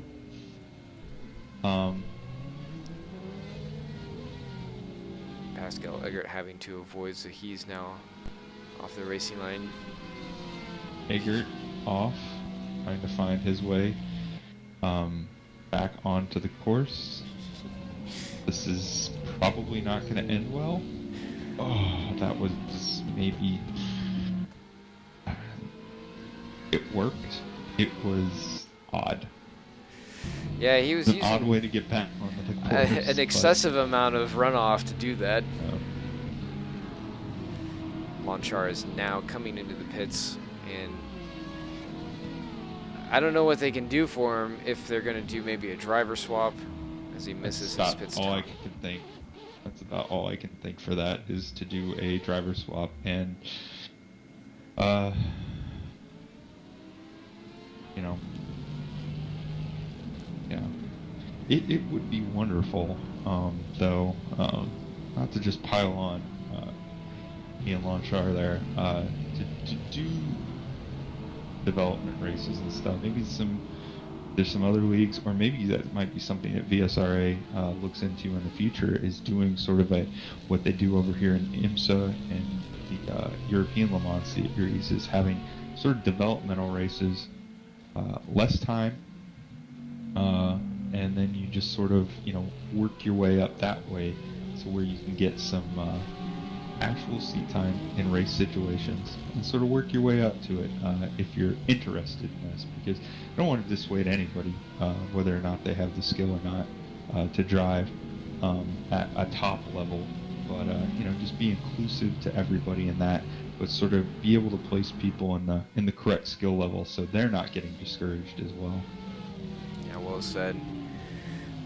Yeah, it is certainly nice to have the opportunity to mix it up, and I did mention that early on, that it's sort of a double-edged sword, because you can have guys get a lot of good experience, but it can also create problems if they can't even maintain some base level of driving on track. Now, whether he's just struggling with the setup, he's cooked tires, he's just not as well versed with the track. We don't know. We're speculating 100%, and it could sorry about that. It could be, anything, even something that's out of his, hands with that. But yeah, when it's that dangerous, when you've forced, unfortunately, other drivers off the track in that regard, it is time. As there's some elbows out there from Tunbridge on, is that level in the 911 as they were just getting passed there by some LMP2s. Yeah, Ben Crooks and Alex Tunbridge going at it for 13th place, and now Tunbridge looking ahead towards Hallows, but he still isn't out of this yet. And I believe that is Che Hatch now closing up in this group. If he's still in the car, he might have done a swap. Or no, I'm sorry, Che Hatch is actually up in 6th place, so this is coming to lap. Hatch we're used to seeing in the Gramelli LMP2, but he's jumped down into the GTEs to help out with that class during this race. So the battle of the Alexes might end up taking place here in the not too distant future.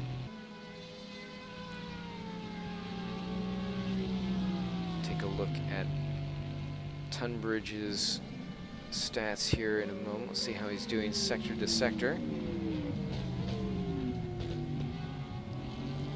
It looks like he might have gotten that car a little bit more under control, where he at least feels comfortable with it. So possibly did something in the last stop, or he's just kind of gotten more into a rhythm. So yeah, it's completely possible that that's it. I mean, as things sort of spread out, you're not necessarily involved in a cutthroat battle for position. You can kind of get into a rhythm a little bit better, a little bit easier. You tend to focus a little bit more on the track, but as you said before, Tunbridge accomplished at what he does, able to generate speed, just not really going as far up as what we thought maybe. Exactly. Yeah. So Tunbridge, a 152.3 is personal best. He's a little bit off on some of this, and you actually has a bit of commentator's curse as we were talking about him. He's slowed down a little bit in that final set of corners, and that's allowing that Porsche to just stay right with him and kind of hound the back. So I wouldn't be surprised if you see some of his times either slow up, as we have first sector is about a second off. Hopefully he doesn't try and push too hard to stay ahead and end up kind of screwing up his stint, because he's on the back half now. Those tires are feeling a little secondhand. So 13th place, end of the board. He's about 24 seconds away from Hallows in front of him. And another battle that's kind of heating up here is just up the road. If I can find it here, with Aslan now hunting down Sensano right in front of him. Going after the corkscrew racing. This has sort of been coming on for a little bit of time now. About a quarter second behind. He's closing in, and he should be able to make a bit of a move here. Both drivers fairly well paced.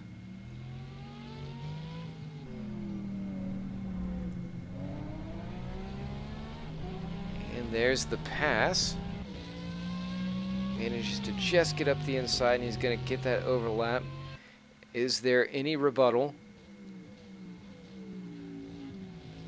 Corkscrew Corvette smartly just holding station. So it looks like he might have fallen a little bit of pace from there. Jacob Reed is now out of the pits.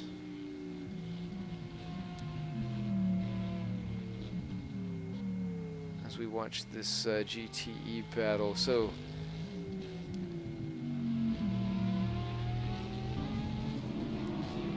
bit more of a battle going on down the order. We've got Jesper Eriksson in 4th place, who's just lost a position to Ferros. And I believe that's, yeah.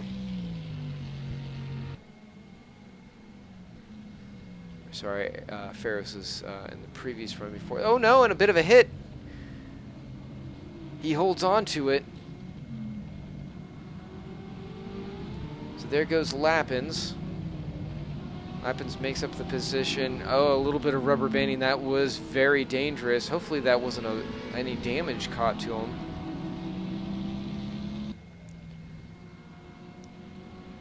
Ernest sort of argy-bargy his way through. Not too badly. Not as bad as we've seen some other ones. But he definitely needs to be careful. You know, you can understand with 4 hours into the race, there isn't a whole lot of time to be able to, not a whole lot of time to go in and make the moves you need to, but there's still enough time that the endurance elements come in, and you know, you still have to be patient, but you have to have a hurried patience.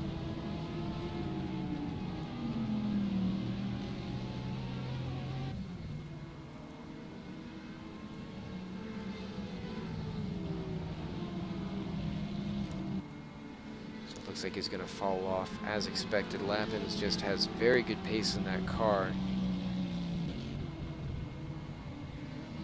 Question will be, can he catch up to Pleva as we have another incident? Vidal is around. Michael Vidal is... Oh, wow, that was a close one. He's very close to the racing line.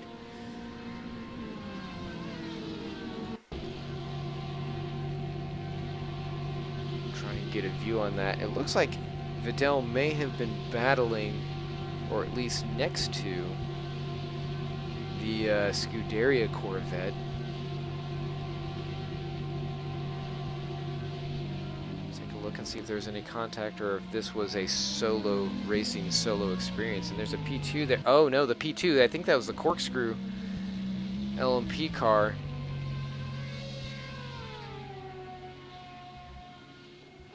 He may have thought that he was cleared, but was not.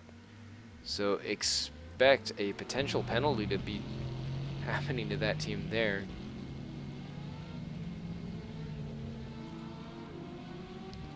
So Vidal is now out of the pits. That's a huge shame because they've been working very hard to get up the order, and now they're unfortunately paying for it. That's 32nd overall. Battle for 9th place as Rob Moore falls to Ferros in that Gramelli car just ahead. So the second Seawolf drive is still trying to put on a show, still holding on to the that top 10 position in points. They're doing what they can. And Krajna is off and hard into the wall. Ooh, and he rejoins and he taps the... I think that was Santu Engqvist. That was Engqvist. He has to have some serious damage now.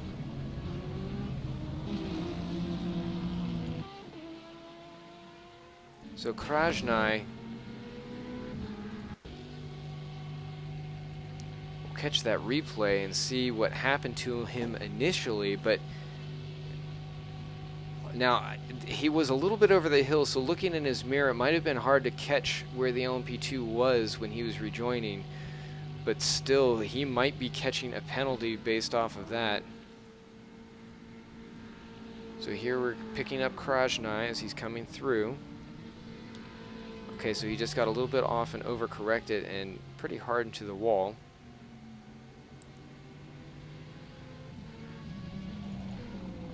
Then Engqvist extremely hard into the wall and over, so we missed that part. Incredible he didn't lose a tire or anything. Unbelievable. You can expect a penalty to come to OSR, I'm sure, from that one. And Miter is actually, he just had an issue. McKibben is now out. That looks like that might have been a disconnect. And now Rob Moore, the other Seawolf Net Race LMP2, having a bit of a problem coming through turn 1 and 2. So Seawolf, Team Seawolf is just having this race unravel before their eyes as we come to the second half. They were doing so well. Engqvist was closing up onto the top positions, as we see now Bentley losing a position. Sam Bentley falling a little bit to Felix Nürburger. And now Jori Giesen is coming around and passing Hugaveen for 15th. Well, maybe not. This is going to be a drag race down to turn 1.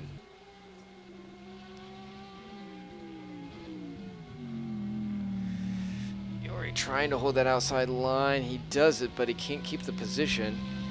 TCS off moves ahead.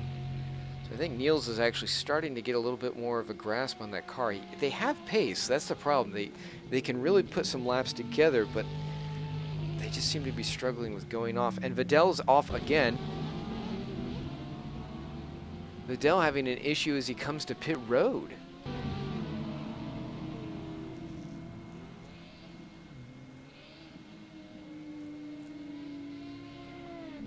Extremely unusual. So we have Hugaveen is still holding station ahead. This is down in 15th spot, so we should see them coming by. I guess they have already passed Vidal.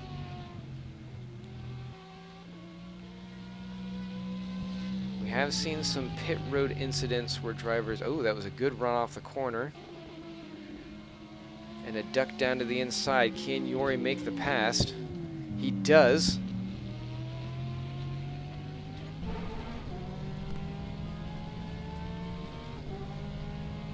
Jori is now up into that 15th place spot. Niels is not going to let him hold it though. With 2 hours and 10 minutes left, you have to fight for those positions. Even down in 15th spot, this is still worth it. He gets really close onto the back of him. This is some excellent stuff. Doesn't have enough drive off of that corner to be able to pull up to the inside, and that's going to be the pass. And now we have John Nelson.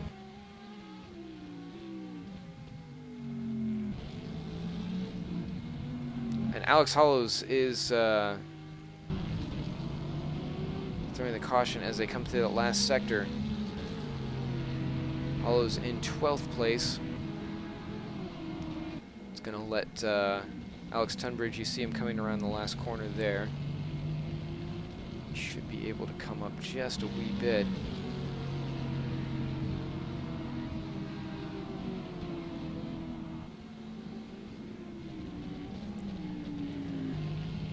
Pons now around McKibben.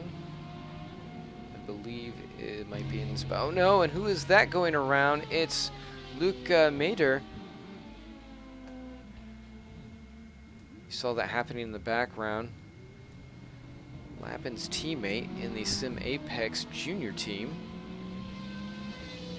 Down in 21st. They've been having a bit of a rough go. McKibben is now out of the race. Looks like a disconnect.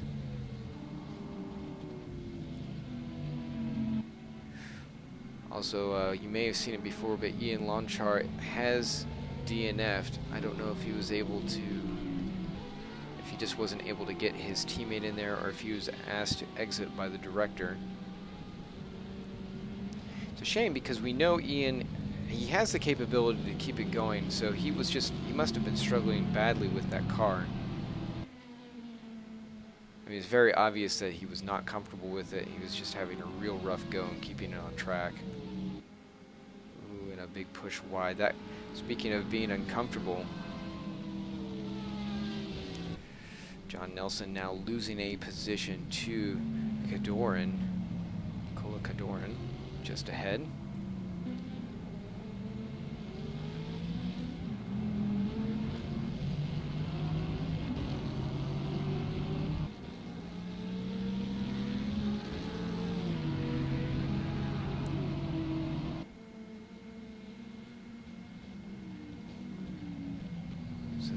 Bolt Racing BMW. Haven't talked about them too much. They've sort of been a bit in the background, but not doing too badly. Up into 17th and just trying to hold station here a little bit ahead of Nelson.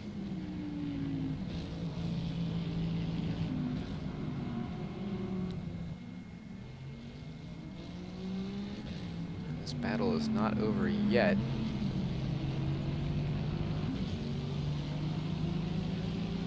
Nelson getting some very good drive, especially on the straights in that Corvette, which he's going to try and use up into the corner as he goes to the inside.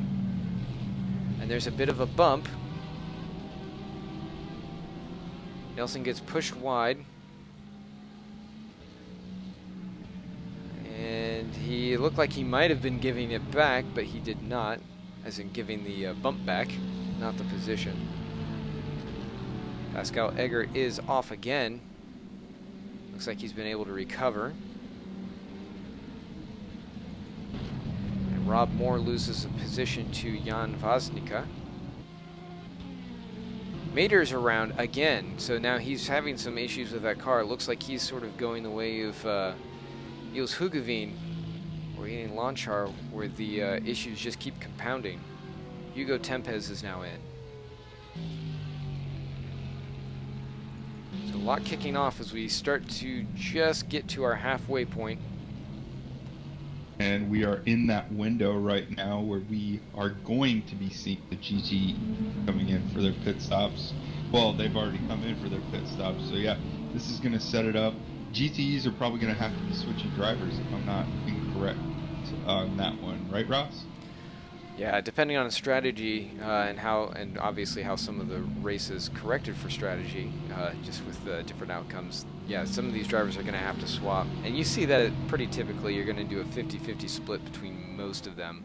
Some of them might push it out where they have their final stint being run by their alternate, sort of as like an anchor, or they'll have their fastest driver in there. For the last. Actually, the car we're riding on with right now, Jan Woznica, looks like he's going to be probably taking care of most of the middle half of that race, and then Tatui is going to be hopping in for that last portion, I would assume. Yeah, hopefully he's. Hopefully the car is not too affected by the damage that they got from that incident earlier on, where they were just sort of launched out there. Kibben is now, this could be an issue. I think he might actually be in the garage. Shows him, no, he's getting service. So he had some issues. Tempez having some issues. He's able to recover. I'm sorry, it's pseudo now. Timing needing to update. Pascal Eggert is now DNF'd. I think that might have been just an issue with the. Yeah, it's a reconnect. Kuchenberger is in now, for Eggert, if I'm not mistaken. Ernest Lappins is now in the pits, currently up to 3rd place. Yeah, they should be coming out around 6th and 7th, not mistaken. Hugeveen around again. He just keeps continuing to have a ton of issues, and it looked like he had kind of pulled it up a little bit and was able to start making some moves, but we see it again. I think it just might be the end of those stints. Although, did he just go in?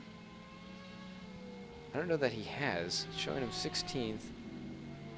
He might be on the end of his stint, or he's got fresh tires that he hasn't worn in yet. Yeah, I unfortunately don't know what he's doing. Leva in the pits for a long time. I'm wondering if they're having issues as number 66, if I'm not mistaken, is now being driven by Mashka. or Matika, is now circulating on track, although it still wants to stay there in the pits as well, but hopefully that'll rectify itself in a little bit of time. But Pleva he must have had some damage or something in the pits now and this is a legit pit stop here on the timing, because it hasn't lit him back up for almost 2 minutes now. Yeah, 2.5.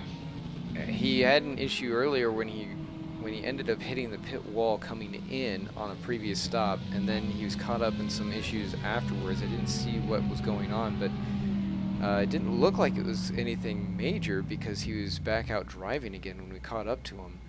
But something's going on. So it's possible now that they're sitting in there if they're trying to do a driver change and having I gotta think that it's that for sure. This is unfortunately just unraveling the race for that team. They were sitting in second place when they came in, so dropping all the way through the field. All that great work that Pleva had done, keeping the car where it needed to be for a solid points finish and possibly a chance to challenge Filipakos, who's been leading basically flag to flag so far here.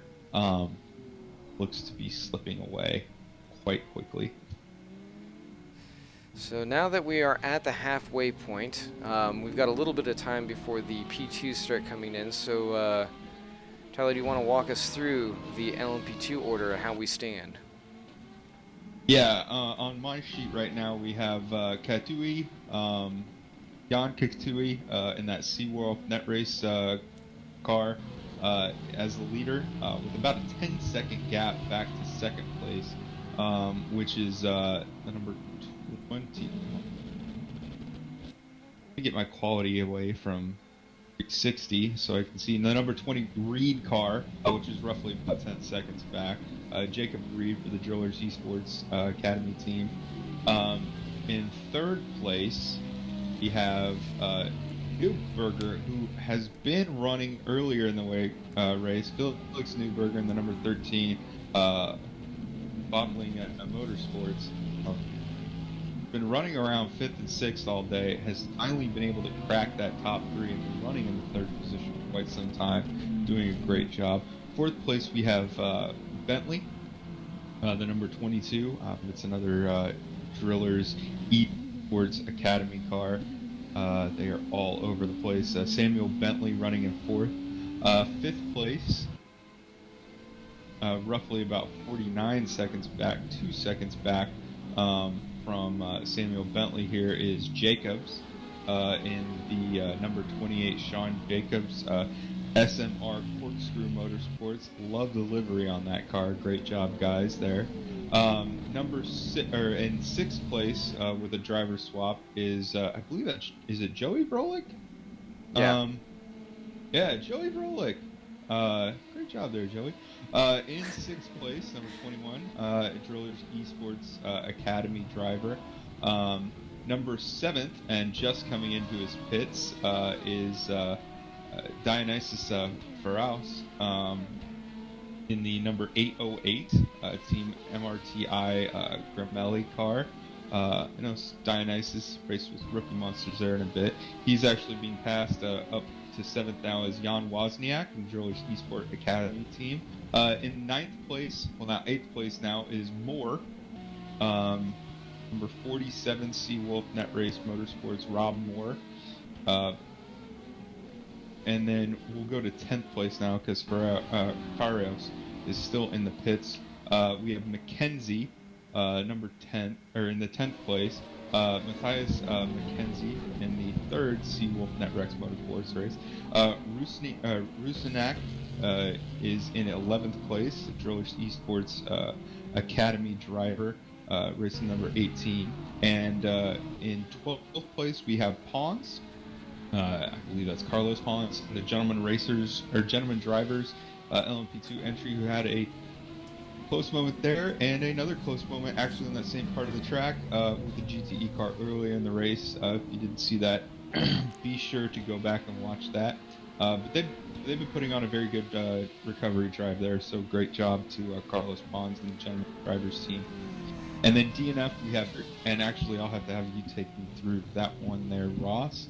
But we have Eggert, we have, I believe it's Garcia, and I'm blanking on the last P2 driver's name. I think it was Gitsov. Rounding out.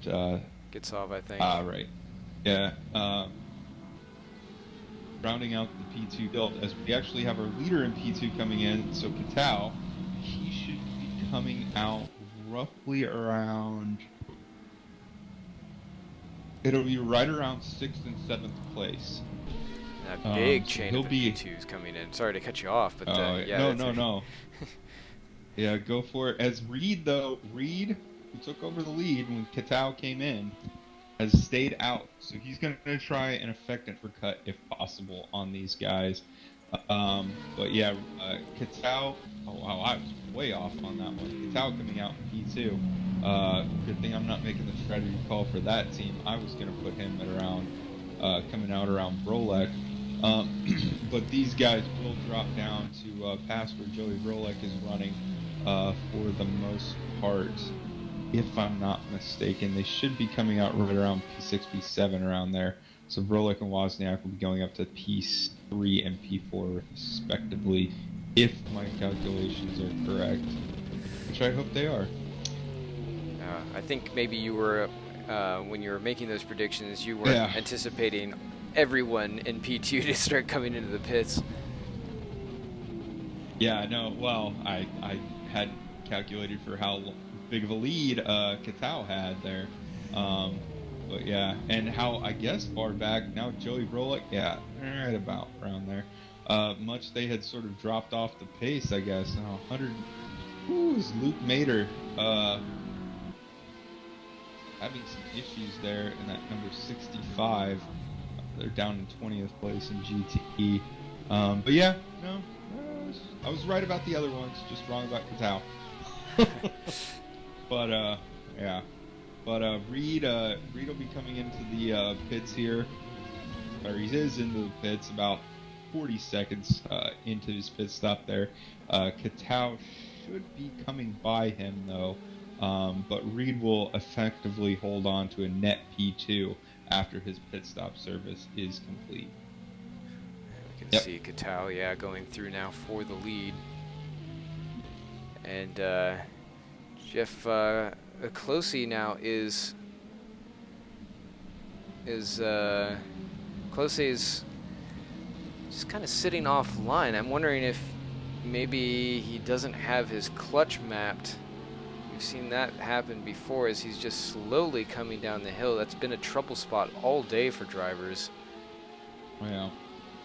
At the end of that Sector 1 section. Either that or it's a force feedback reset on the wheel that sometimes needs to occur, being a non-actual driving mechanical issue that you have to sometimes deal with in the sim world. That's always a good sort of black box-esque style reset to do, is always reset that force feedback on your wheel, because sometimes those things happen. I'm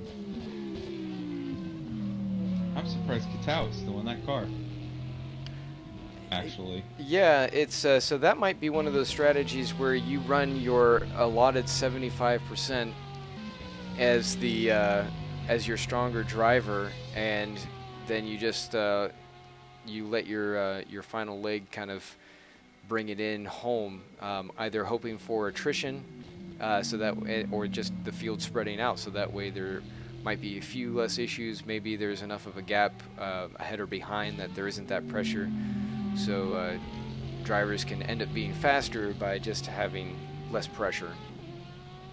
Yeah, and the number 20 actually did perform a driver change, so that's they might have been a little bit slower. I thought the gap would be slightly closer to Katao.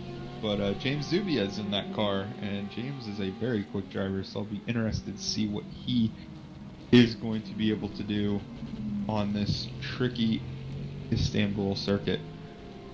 Yes, Juba is part of the sort of VEC elite that run over Cuba. in different Yeah. series, and I know that a few of these guys have actually been prepping for iRacing 24 Hours of Le Mans. So I think they might be sort of doing double duty, hopping in here to quickly fill out this race, and then going back in for stints over at La Sarthe. But yeah, I think Juba might be one of those, as is Tunbridge, I know for sure is doing it. And I think there might have been a few more. Maybe Liam Rance is in that group. Speaking of Tunbridge, he's in the pits. Along with Fennel, which is, I believe, it's the first time that that car has not been in the lead. Yeah, Corkscrew Motorsports now losing it to Majtika, who is up there in Mikhail. No, that's Wozniak. Trying to find, there he is.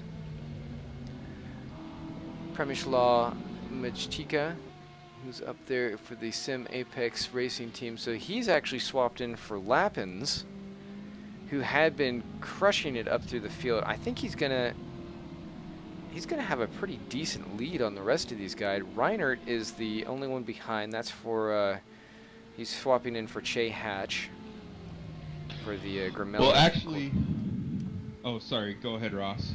No, I'm done. I'm good. I was going to say, actually, though, if I'm not mistaken, because I was looking at the actual time gap when we had the actual glitch up there with the P, which was actually not, I enjoyed it because I was able to see there was about a 7-minute difference between how the 8th place car of Fennel and that Corkscrew Motorsports team had on top of the number 66. There was a 7-minute difference. So Lazarus Philippakos was able to extend his stint, his first stint at least, almost 7 minutes longer than that. So that might be a huge boon, as it looks like Philippakos is back into that car. So there was maybe a miscommunication with driver swapping, or maybe there was an issue with driver swapping. So Philippakos is going to be taking control over that car again, but that drops him down the order a lot. And yeah, that 7 minutes of time, that time's going to be fairly evaporated now with you all the way down in 9, or P8, unfortunately, for the number 9. So it's going to be an ass now for Philippakos to drive back up through the field, and hopefully they have that driver swap issue, because it was Fennel in that car for the most part. Evidently had an issue, and how he was connecting to the server has placed Lazarus Philippakos back into the car that he has been driving and leading from for this entire race up until this point.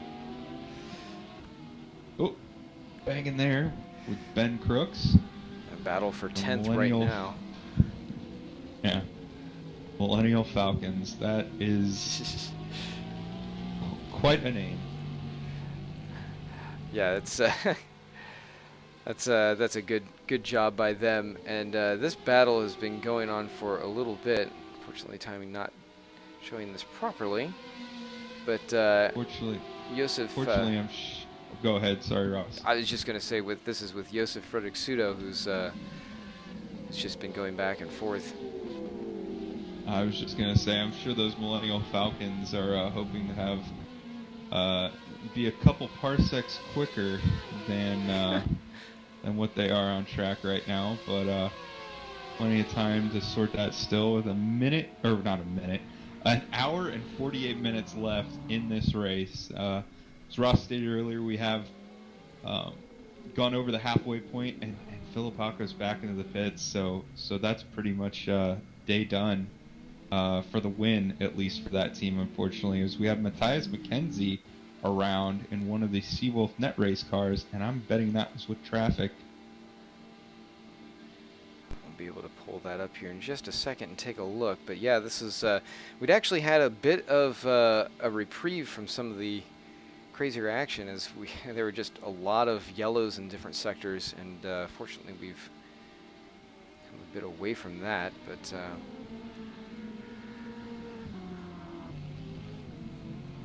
we'll just see what happened here. And oh, it was a bit of netcode. Oh, and he almost went head on into the OCR BMW. Yikes. You gotta worry how much damage is now on the back of that Seawolf net race car right now, because that was some hard contact under braking that unfortunately occurred, you know, in a lag state. And my experience with that is it's either okay, you can get by, or it's pretty devastating. So we'll hope for the former and not the latter for this Seawolf net race motorsports car that's been being drug up through the field now by Matthias McKenzie.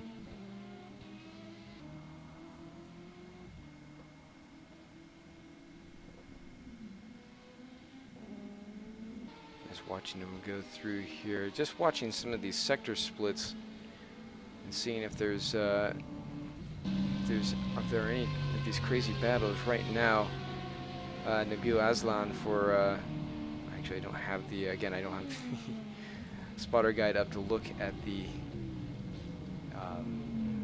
team that he's running for, but currently a second behind. Sorry, who's that again, Ross? Aslan, who's in 4th place. Nabil Aslan running the VSRA generic, a second down from the podium position of Wozniak, and he is chasing.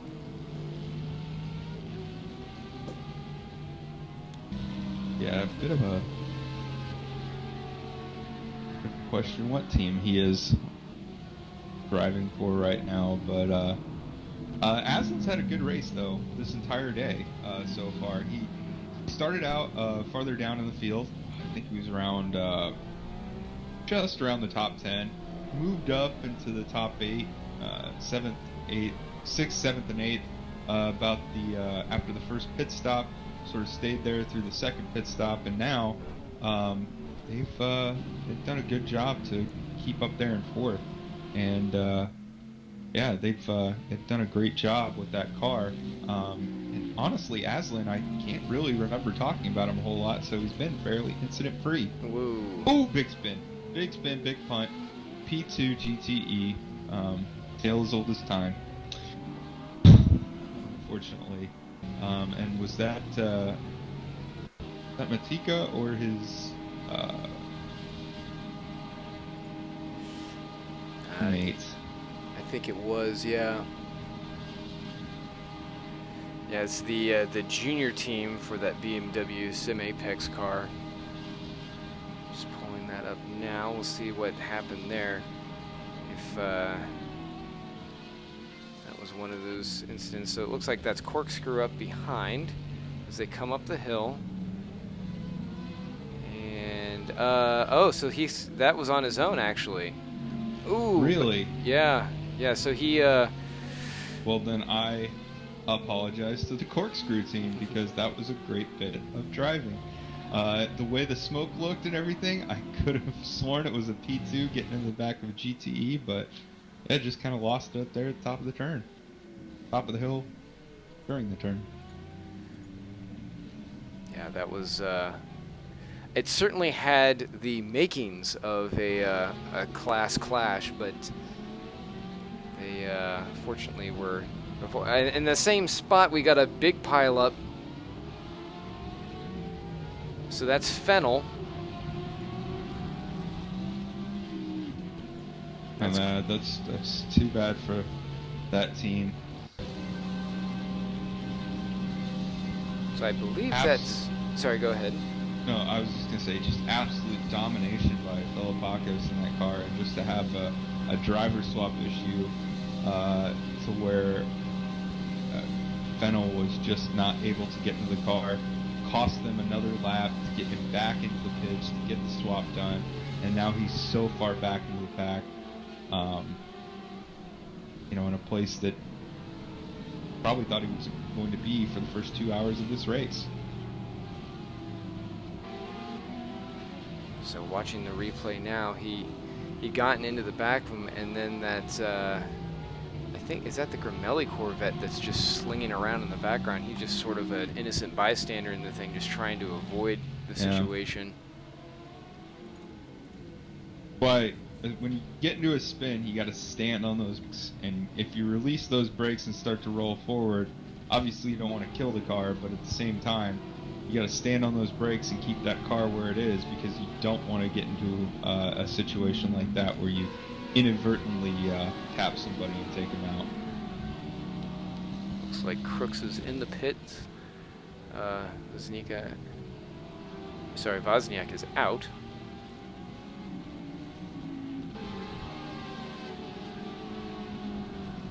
So some shuffling going on in the GTE side of things. The P2s are a little bit more steady at the moment, with many drivers going down a lap. So actually only the top 7 or 8, as we see Ibrahim Khan now coming in for that Seawolf entry back in 8th place. So that's as he's now just completed his stop and is coming out of the pits. Really is a tale of the two races for GTE, isn't it there, Ross? Yeah, it certainly is. I mean, we've got drivers all up and down the grid in places that I wasn't expecting them to be. You have some that have fallen back, some that have driven up through, and I mean, it's made for some very interesting racing. Whereas like the P2s, they had their close racing early on, and now they're sort of settling in. But it's deceptive, because you see this a lot. You get around halfway, things look like they're sort of in cruise mode, and then stuff starts kicking off again just as you come into the last, 25% of the race, the last 10% of the race. It always happens. Yeah, it's like somebody kind of shakes up a Yahtzee dice thing and says, what are the numbers going to be at the end? But yeah, P2, you kind of have your usual suspects up there, where you have, your Baldwin, Spaceys, and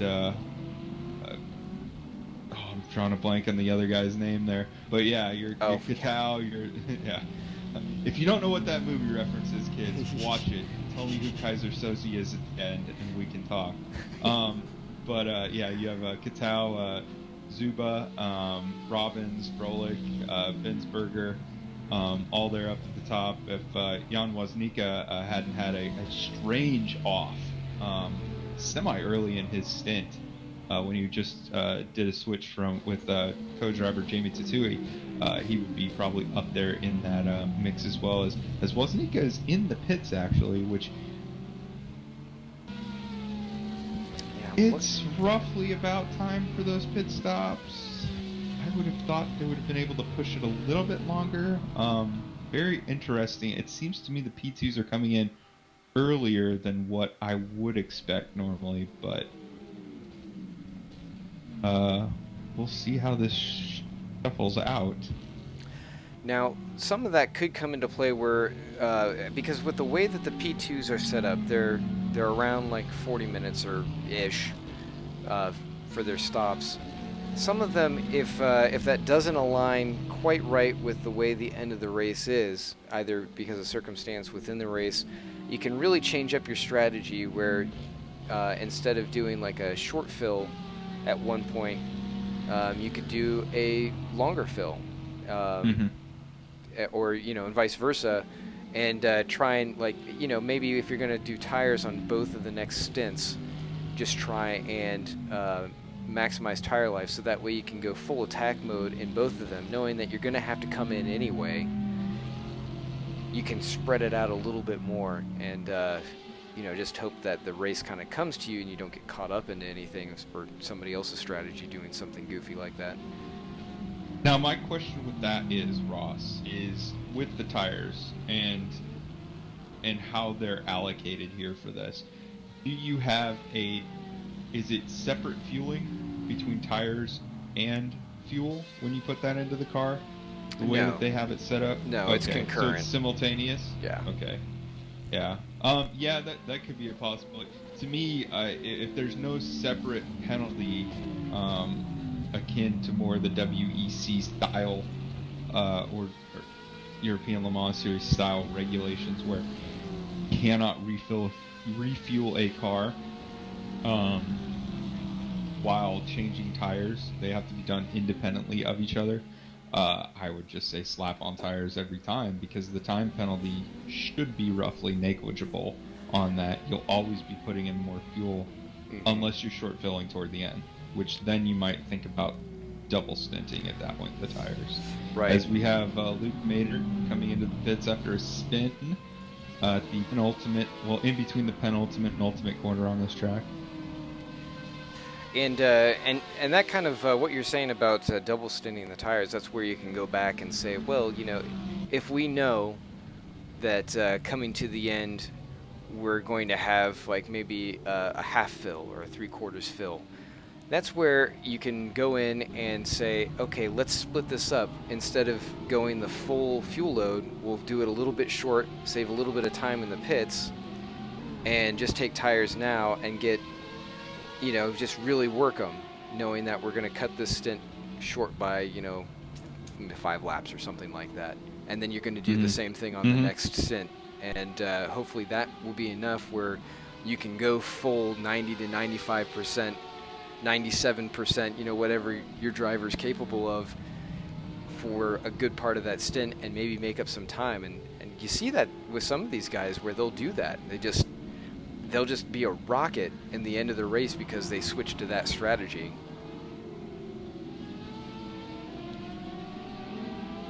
Yeah, fresh tires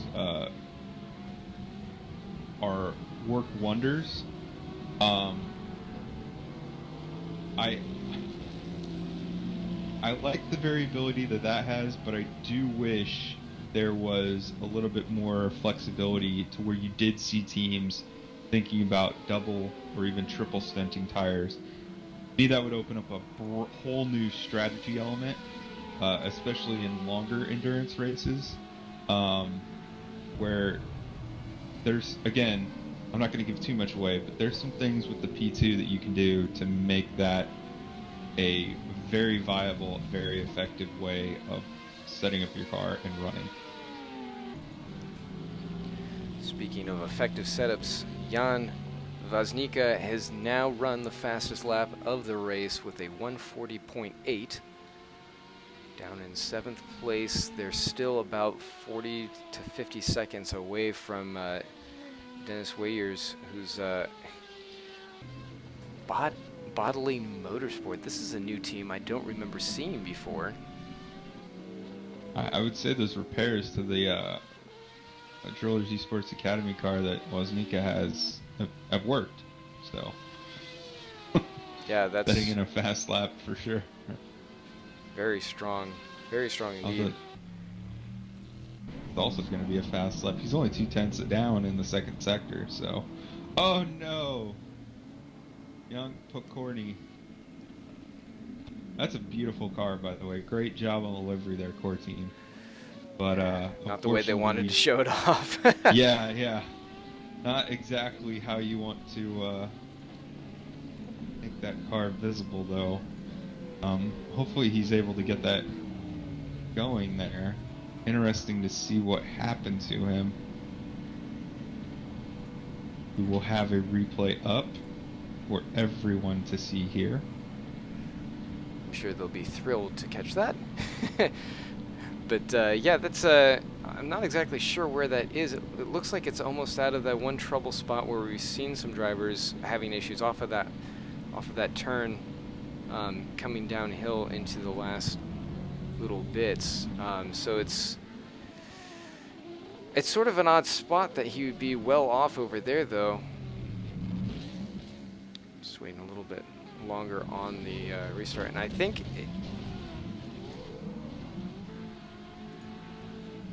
Alright, so here we go, and there's a oh, that looks like it was a rig reset, or a something with the force feedback, because he was just going straight down the road and veered completely to the left, right into the wall.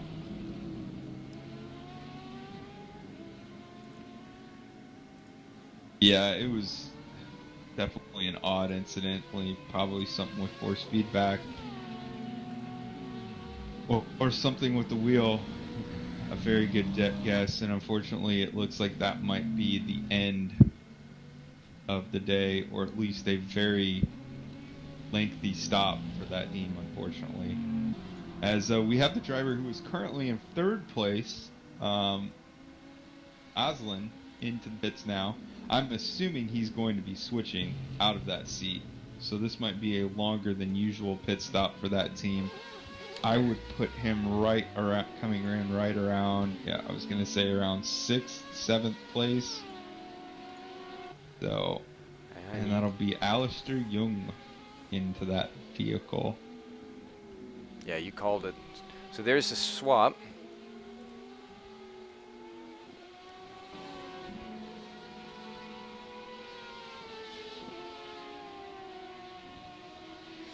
Majtika's still holding. Oops, sorry. Go ahead. I was going to say, as Mr. Young heads out on the track, see if he's able to climb back up there, where I believe Aslan was running up in P3 at a point during this race, and they're sort of off sequence from the rest of the GTEs. Yeah, for sure. It's. I think that they did have. They were caught up somewhat in the earlier messes where they've now been set off cycle. And they kind of have that option, like we were talking about. Either you kind of split up the stint, or you do a full one, and then you just have a short sprint stint at the end, and you run through those tires like water, and say like, okay, let's see how much we can make up here. Ferris is in the garage, so not sure what happened with them. Dionysus Pharos. That's with, which team is that? Is that core team number 12? No, that's Gramelli, that's what I thought. So the Team MRTI Gramelli number 808. Falling further and further down the order. Big shame there.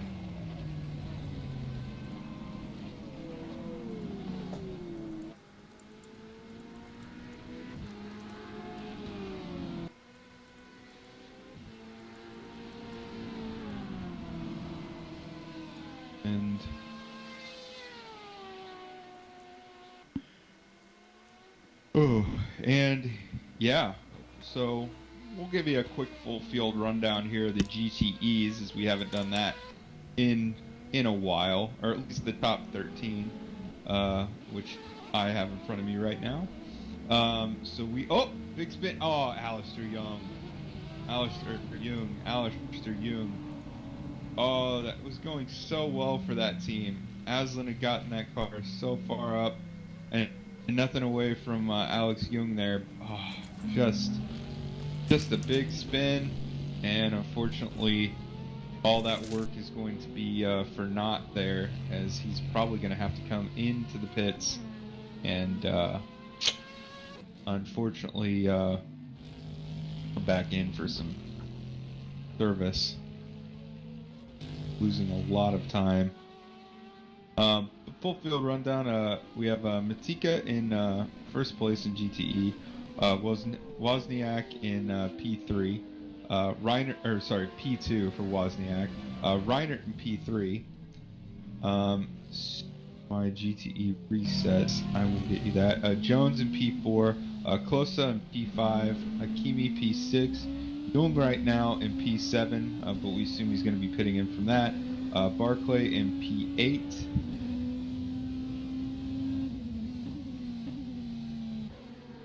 Riding along with Danny Robbins right now in the P2.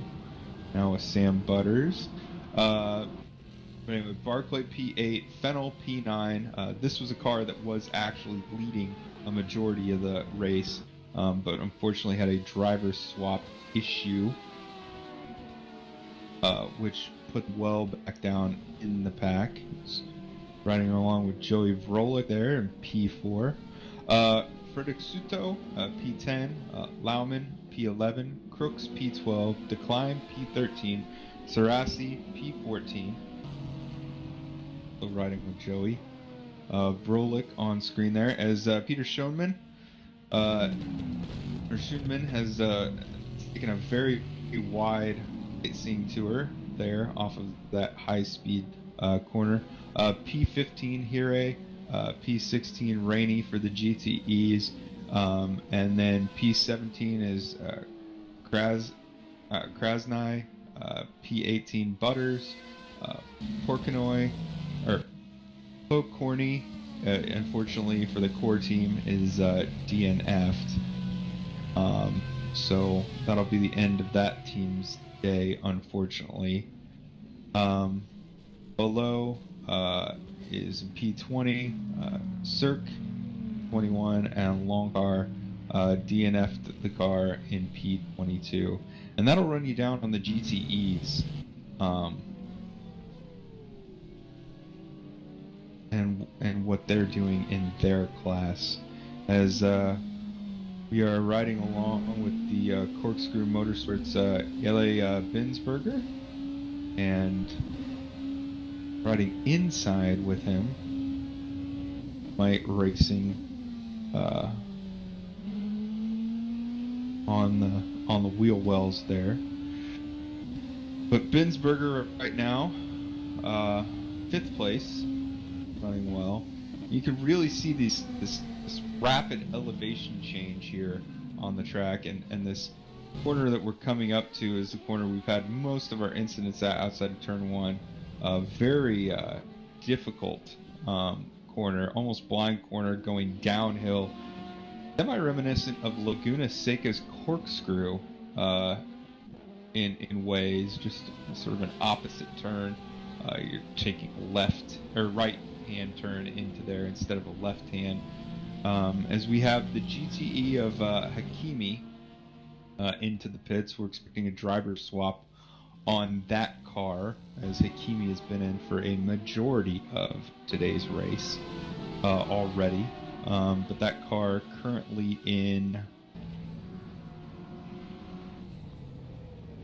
not showing up anymore now.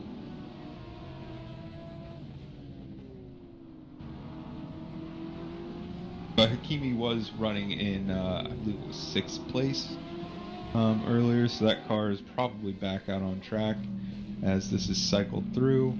So yeah, as we have Aslan now in that car. Interesting. So it seems like we have a driver doing double duty. So Aslan will be driving that car to the finish. As we have Jelle Binsberger there fighting with another P2, riding along with Jan Woznica.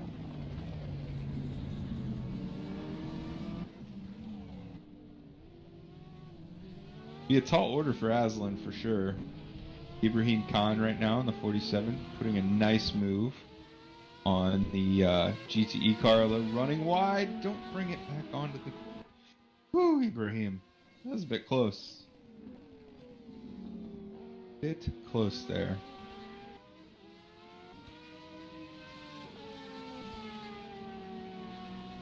So it all DNF'd out of the race. I do believe we have just 5 cars DNF'd out of today's race, which incidents have been high, but attrition has been low. So, very interesting day so far here at Istanbul, as we are closing in on, well, surpassed the 1 hour, 1.5 hour mark. We're closing in on the 80-minute mark here at Istanbul in the VSRA 4 hours of Istanbul, as we have Patrick Rusinak coming into the pits here. He's been unfortunately plagued with a few crashes and incidents on track that have mired him down in the field. Actually, that looks like it might be a... No, it looks like it's a pit stop.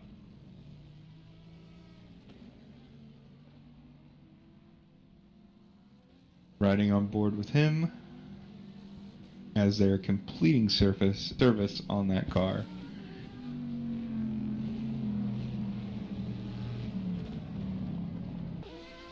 Now on board with Alvin Reinert. Ooh, there was a touch there. There was a touch there going into that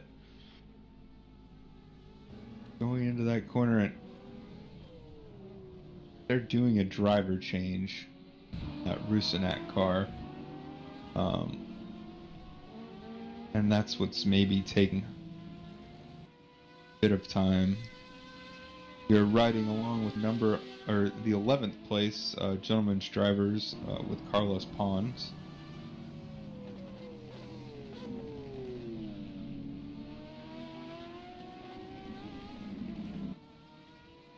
Getting the job done against a GTE.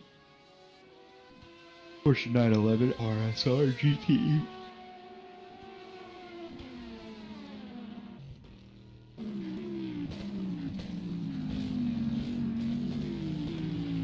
Just scrolling through some of the battles here.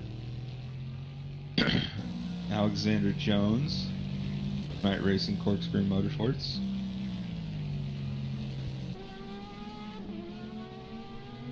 Like I said to Ross earlier, there's something about a yellow Corvette. It just looks right.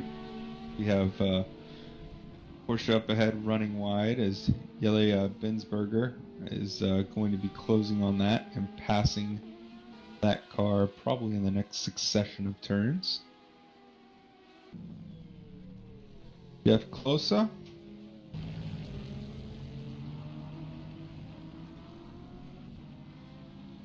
Joey Rolek now in the pits. So yeah, we have hit that time where we're going to start seeing the pit stops for the P2s. And then we'll see probably the final stops around 40-ish so minutes in the race for these P2s. Riding on board the overall and class leader in P2, Jan Katui.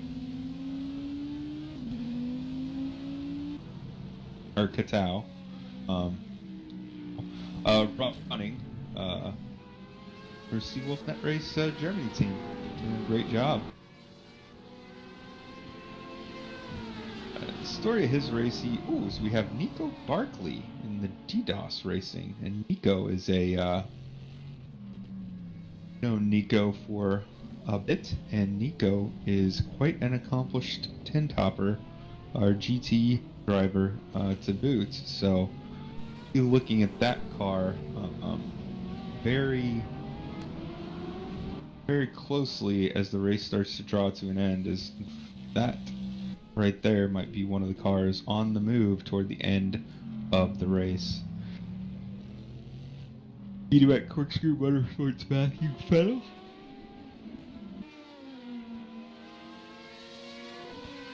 Fortunately, that car was running in the top spot for a majority of the race. Fortunately, had a driver swap issue that dropped it and mired it down in 9th place. Running along with Sven Laumann. Typhoon Racing M8. Ooh, bit of a slide, big correction. Big catch right there by Sven. That could have been bad there, but great job there by Sven to hold that car and keep it on the black stuff there. So good job there, Sven. Roger Decline should be able to make some good headway with this, because he's I mean, both he and Yuri are excellent drivers, but I think Roger can bring it on here towards the end, as we were seeing who he was catching, and hopping now to Hamad, who's trying to keep that Gramelli car relevant, but they've really just kind of fallen off the pyramid. Yeah, unfortunately they have. The guy in GTE that I'm going to keep my eye on, although a couple of things to catch you up on there, Ross. So Aslan is back in a car, just not the guest car that he was driving. So he is now in the car that Akimi was in. So I believe that was a blue steel car. So he's going to be in the number 10. Jung had an off. Evidently wasn't as bad as what I thought. So he's been able to keep and hold station in 6th. But Nico Barkley, I don't know he was in this race. I'm going to be keeping an eye on Nico Barkley because Nico is one of, if not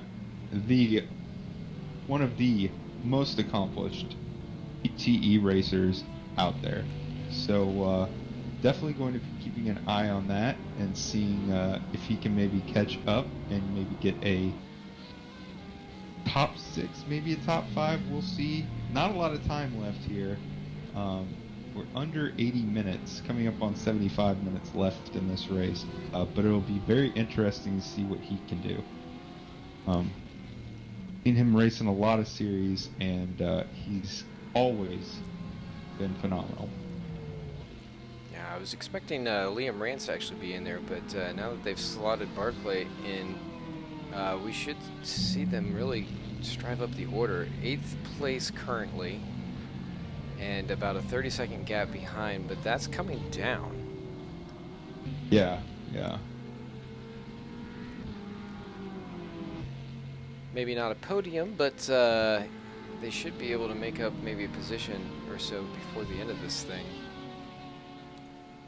Yeah, it'll be interesting to me to see if they can get... To me, a win would be getting into the top 5 with that team. So... For sure. It'll be an ask. But I've seen Nico do crazier things. Also, the meme master. If you ever want to get the tastiest memes, Nico Barkley has them. Tao is now in the pits, our LMP2 leader. So this will be one of the last few stops. They'll have one more because they won't be able to make it to the end, obviously. But the spacing with the timing should work out just right. Yeah, they should be coming in, I would be thinking, for their final stops around lap, or timeline, around 30 to anywhere between 35 and 25 would be the window for the last P2 stop of the day. Currently, James Juba has now taken over the lead in LMP2, running his personal best at a 141, which is a little bit slower than I'd expect him to be. You can see some of his splits now. He's a little bit slower than his best, but his personal best, just pulling up the timing right now. So Juba at a 142 and about 2 seconds off from Jan Voznika's top time of the race. He will be on older tires, lighter fuel, so that might be why it's a little bit off, not able to push as much or as hard, but also that light fuel helping keep the lap time somewhat stable. But yeah, usually James is one of, if not one of the quickest, yeah, as he comes into the pits right now, quickest drivers that they'll have in this series, especially in a P2. Demon in a P2, actually. Super quick guy. Yeah, I'm used to seeing him in a lot of different runs in a GT class car, but you're right. Basically, you can give him anything with wheels on it, and he'll be able to crank out the laps. So he's going to surrender that lead here as Matten comes around to pick up the lead here in just a few moments. Yeah, he reminds me of a little bit of Matthew Beavis from Rookie Monsters fame. You might remember him, Ross. Put Matt in a car and it doesn't matter as long as it's got 4 wheels, he'll make it fast. So That's right, yeah, so he's... Oh, and a little bit of a battle going on here. So what we're talking about, you get into the backside of the race and things start to really heat up just a little bit. So this is for position. Adam Rainey with TCS off taking over, and he's actually been able to do a little bit with this car now. As Alistar Jung is around out of turn 1. And I actually saw on Stewart's report that there wasn't, I don't believe there's any further action yet, but I think they still have to review it. Alistar Jung, when we saw him going around earlier, he had actually gotten rear-ended. At least he was complaining about that in chat. Ooh. That's a rough place for a P2 to be right there. Yeah. Good job, though. Everybody holding their line. Alice running wide. Just concede that position and get it back on track safe. Great job, man. And Akib Aslan now moving up into the 19th overall and 6th place position. So Alistair's not thrilled about that, losing a position this late. But yeah, as you're saying, better to just stay out of the way and make it up.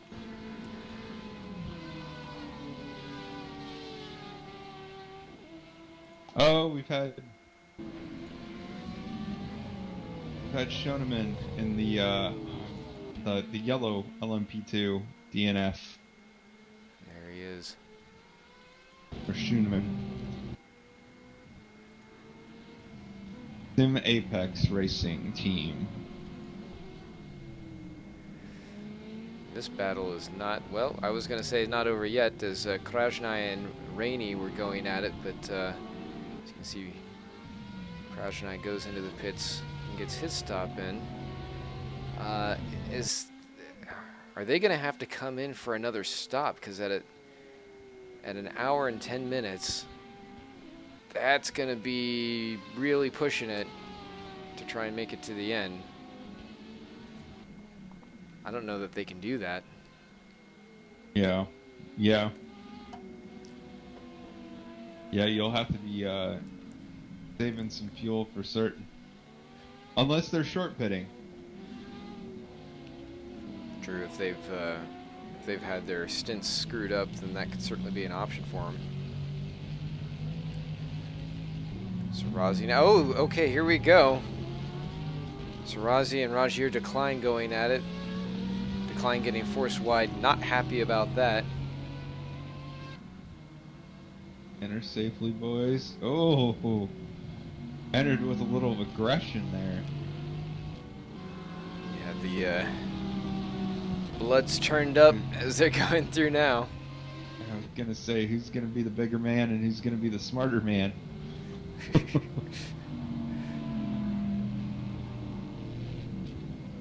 Both drivers tired of seeing their team sort of getting pushed around. On board with Decline.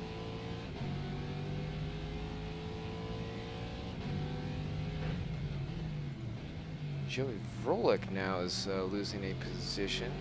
That's up in the P2s. So getting passed by Wozniak. Woznica. Although Binsberger's not too far behind him. Yele Binsberger. Oh, don't do it. I saw those two elements. Yep, everybody run wide now. I don't think anybody knew where anyone was going. Big whack there for Corkscrew coming out of the corner as he's trying to hold on to it, but this is the battle for 5th.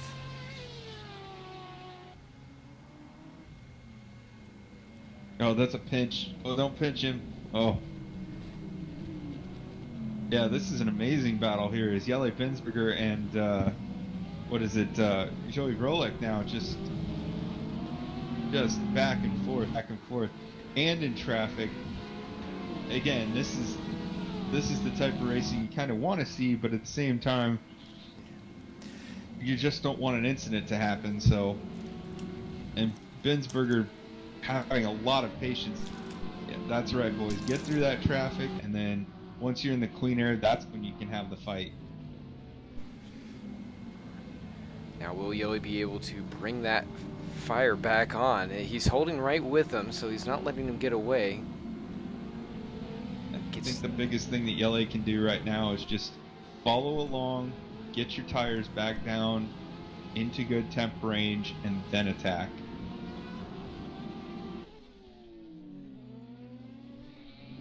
You got 67 minutes, plenty of time to get that position from Joey.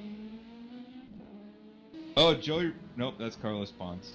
I was like, oh my god, Joey ran wide. But it was the other Seawolf car that I saw there. Yeah, no issues there. Oh! Dennis Wayers is now off.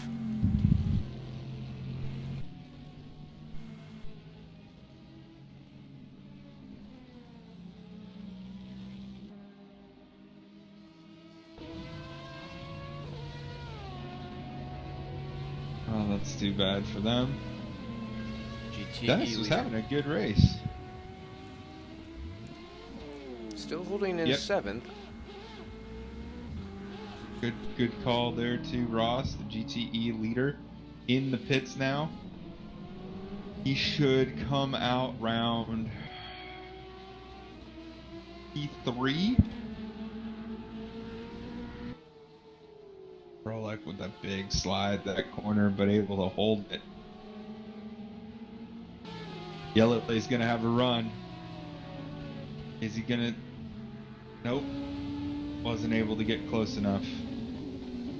A tremendous exit out of that final turn then from Rolek.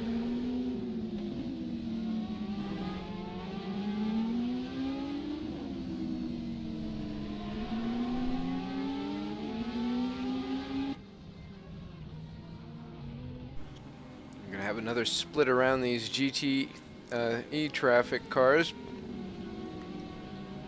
Oh, they do it again. Oh, that might not work for Yele though. Oh, found the room. Great job from the GTs. Yele's gonna have a run on the inside. Oh, but wasn't able to get it into that corner. Oh there. no! Breaks himself in the corkscrew car as Yelly just goes way too hard into that corner.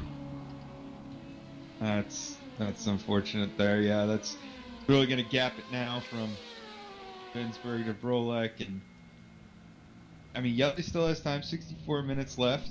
So we'll see if he's able to mount another charge. It's gonna be traffic dependent. He's got the better of Joey in traffic, so he's gonna have to be aggressive in traffic to make the move. Because if Joey gets in clean air, I don't think Yellow has the better of him. I think Joey has it. Oh, Rainy around. Re-enter safely, boy. There you go. And Vaznika was was a having some turn. issues. Indeed. But Matika came in for their pit stop at around 106, so he'll have a little bit of an ass to make it the whole way in that BMW there. BMW, if I'm not mistaken, can run about 56 to maybe an hour, maybe? So it'll be an ass there for Matika, so he might have to lift and coast a little bit early on in this stint. What I would do until Wozniak comes into the pits there. Fortunately, don't have a split time for that on my side. Yeah, Binsbergen has not given up, and as you were saying, Uh-huh. with Joey in traffic, which is, I mean, it's fairly spread out. Is Yelly getting a little Yeah. bit wide? Running wide there though. Ooh. Yeah. Oh, and McKenzie having some issues, and it looks like he might be having that with Pons. Which, if I'm not mistaken, Pons has been in this entire event. Or this entire race thus far. I think you might be right, which they're going to need to switch just about now. Or they're going to have some problems. I know that there was another team, I think it was one of the Drillers Academy teams, that they were being called out for having a driver in there for too long. And race control determined that it was not an issue, that the car was sitting there. So they were in process of transitioning, and they did not receive a penalty. Oh. So, watching that, looked like Pons just came up on the Seawolf car as it was just trying to deal with traffic, and there wasn't really much that could be done about that.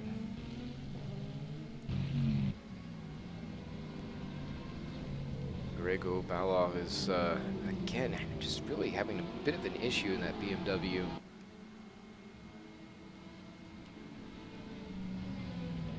Yeah, unfortunately, I feel like Grego hasn't been able to find the balance that he needs to in that car for the entirety of the race today, and it's just been plaguing him. Plaguing him throughout, unfortunately. Pons showing a DNF, and the battle continues. It's been reignited between Joey and Binsbergen as they come out of the last corner, and I think that was close there too. It's not going to be close enough. Yellow's not going to be close enough. He's got a bit of damage on the front of that car, so this thing's been a bit to war.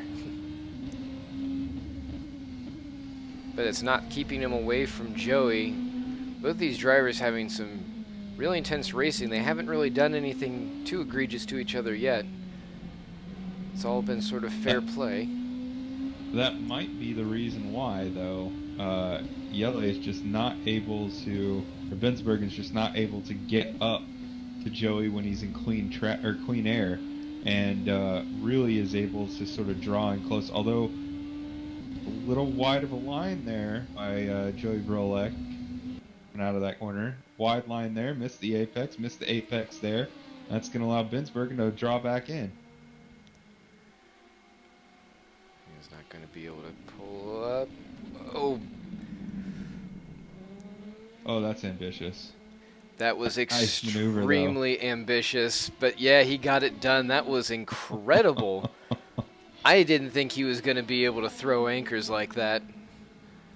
I think we just saw Jelle Binsbergen just channel the Nico Hulkenberg of this race. As Joey's going to try, thought better of it, but Jelle Binsbergen just saying, see you later. Jelle is now going to change the team name to Full Send Racing. And at this point, I think he's going to pull away. Joey was able to do a really good job defending, but I don't know if he's going to have the pace to reel him back. I think he's sort of... Of course, I say that, and who knows? I mean, Jelle might have been pretty abusive on his tires to get back up to him both times after he ran wide in the first attempt. They'll still have about, give or take, a half hour or so to go for their next pit stop, if I'm not mistaken. Yeah, half hour or so to go. So, yeah, they should be okay on some of their stuff, or on their tires at least. It'll just be, yeah, how bad is that cliff going to be at the end of that stint? Is Binsbergen going to be drawn back in by Brolek? Krosnay having some issues just a moment ago, but as he was dealing with Emre Hamad getting by in the P2, who's just trying to get back up where they needed to be. Sven Laumann falling back in Typhoon Racing. And we were lucky enough to ride on board with Sven as he pretty much had opposite. Oh, Kuchenberger with that MRT Gramelli blue and orange livery right at the top of that hill turn. Mm-hmm. And I made a comment while you were looking some stuff up there, Ross. That turn reminds me of the corkscrew at Laguna Seca Yeah. a bit. Yeah. Because you kind of go in blind. It's just the opposite direction. You go in blind with a right hand turn to the left hand turn. Just the drop on that is just it's got to be like 45-50 feet. Yeah, it's a quick descent, and it's really it's one of the things that really turns this track into a roller coaster. Just because it's and I think we just had a change for the lead. We did. So Wozniak was able to come back and take it, but now he's fallen back into second.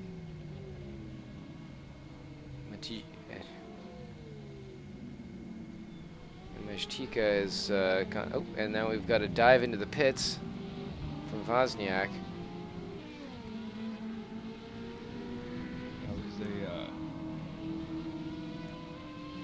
That would have been a penalty in a formula race.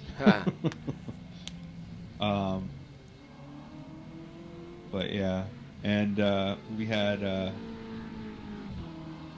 we also have a little bit of a battle possibly brewing in the P2, as James Zuba has been able to basically close that gap down to 3.2 seconds behind Matten, who took over for Tao. And as we're just starting to pull on. Yeah, and it's now down to 2.7 seconds. So James Zuba is slowly but surely reeling in Matten. Might have had some class contact between drillers and OSR here. It looks like they might have just gotten a little bit sideswipey with one another, sliding through the turn 1-2 complexes before they came out. And Rusinak has struggled with balance with that P2 car all day. Been involved in a big accident where he lost his rear wing, if I'm not mistaken, and just had a overall day you kind of like to forget. Yeah, currently down in 10th place.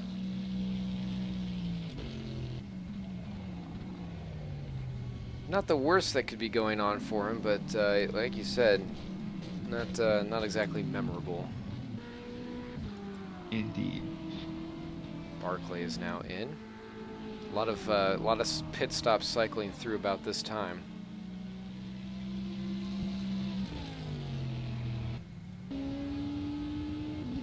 And Aslan in that blue steel car has been able to get that thing up into P3, so Aslan has just been, I hate to say it, man, if I'm looking for a driver for a GTE car, I'm looking Aslan's way. So that was, there's the pass Aslan did on Alex Jones. They're still quite close together, but I don't think he's going to be able to do much with that.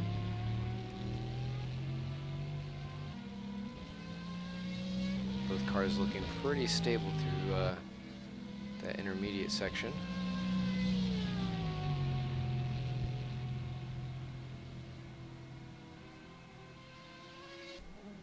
And now Zuba is now less than a second. It's 6 seconds back of Matten. So that lead for the LMP2 and overall victory is heating up for sure right now as we're riding along with James Zuba, getting right close to that Seawolf Netrex car. And I have to say it's probably only going to be a matter of time. Do the Jaws music. Yeah, this was, if it wasn't going to be Engqvist, it was going to be Juba who was going to close this gap down. And yeah, we are not disappointed on this one. As they come into traffic, this could be enough. The time you got to make move with traffic. Oh, James picked the right line though. But yeah, Christian Matten doing his best to defend, Oh using that no, and lap there's cars a bit. contact. But yeah, oh, I saw them getting side to side as we went on board, and then yeah, not how you wanted to end that battle, unfortunately. But with lap traffic there, you could maybe argue racing incidents. I'm not making the decision, but that's not the way you'd like to see a pass for the lead. You'd like it clean. Yeah, there was no doubt that that there's going to be a good battle going on there, and James probably had the upper hand in terms of pace, and it would just be a matter of time. But Matten wasn't going to give it up easily, especially this late in the race, and Yeah. to see it At the same time too, Ross, as if you know, if I'm in James's position, I've got to make this move. You've had him held up with lap traffic. You've got him in the perfect position. You've got to fight for it. I don't know if you're going to be in that position after the next set of pit stops or anything. Just, yeah. Two drivers going for the same real estate on the track. It is what it is. I know what my call would be if I was a steward, but I'll keep that to myself. Yeah, very.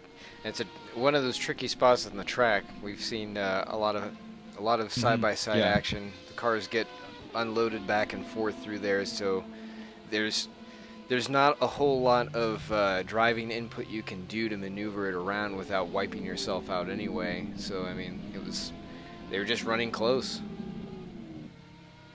On the plus side too, though, Christian Matten is still able to hold on to second place, albeit 9 seconds now behind James, but he is able to hold on to second place. So it was a net loss that turned into a or it was a total loss that turned into a net gain because you really haven't lost anything at the end. Oh, as that other Seawolf car got it all sorts of squirrely into that turn. I thought he was going to spin right in front of his teammate there. And yeah, this is Seawolf car right up ahead. I think is that Emmanuel Khan, I believe. Yeah, Ibrahim Khan is just up in front there. Yeah, that was kind of had that rear end of that car just hanging out a little bit more than I'm sure Christian Matten would like to see in front of him. Did we just see Pseudo back there, way off track on the driver's right, coming through the turn 1 section? It's kind of a weird situation, but everyone seems to be fine.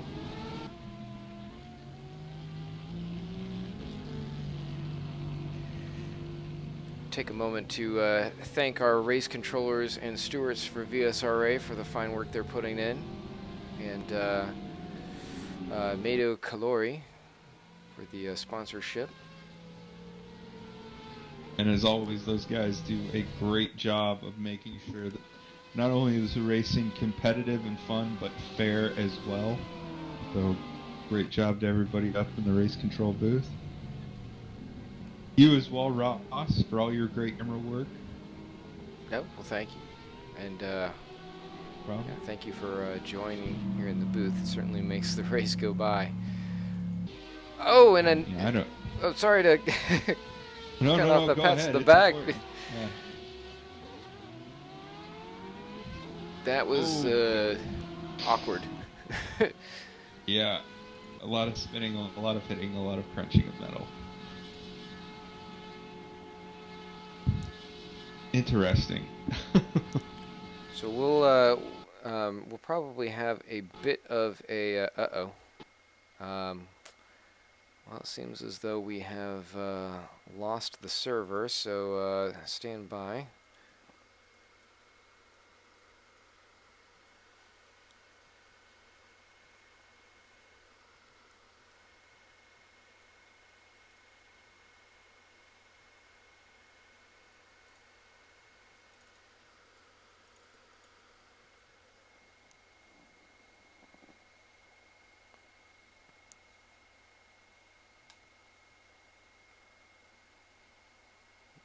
everything back up here in just a moment. Bear with us. We were actually about to go take a break anyway, just to get things ready, set, and settled for the final hour of the race, as drivers are going through some of their final pit cycles and getting everything set for the showdown. Yeah, the twos should definitely be coming in probably the next 10 minutes, give or take. 10 to 15-ish minutes, give or take. And the GT,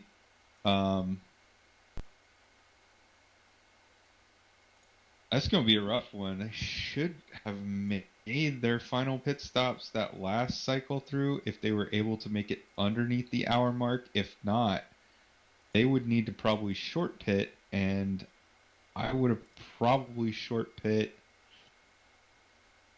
I would probably short pit just after when the P2s come in for their pit stop to set up for a sprint to the end, if I had to do it that way. But we'll see what the strategy calls are.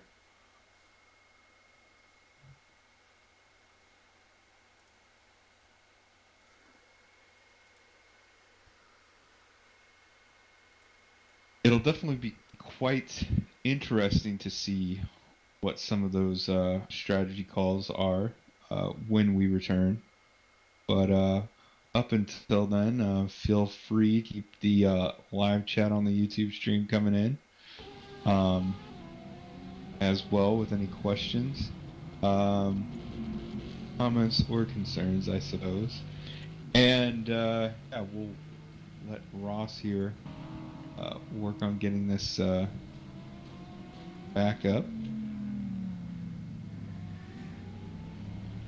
And here we go. So, beautiful.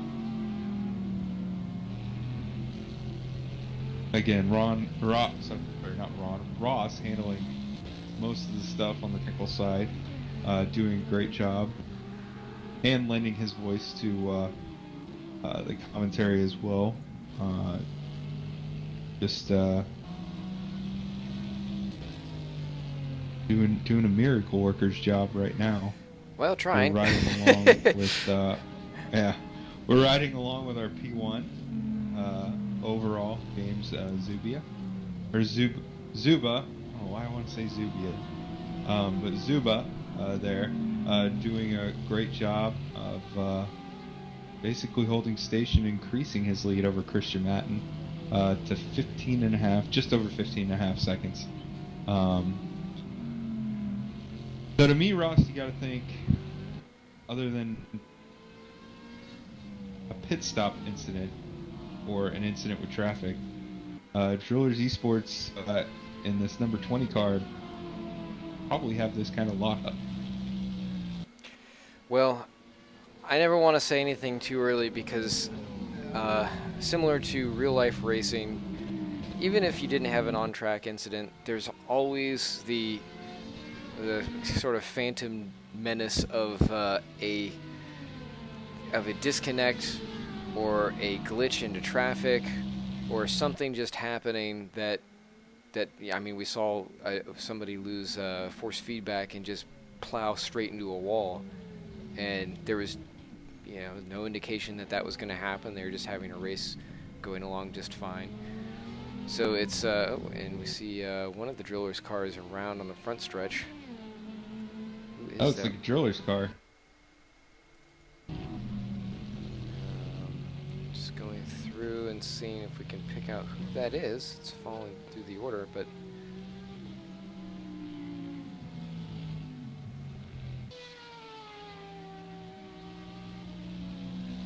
I'm having a hard time picking up who that might have been.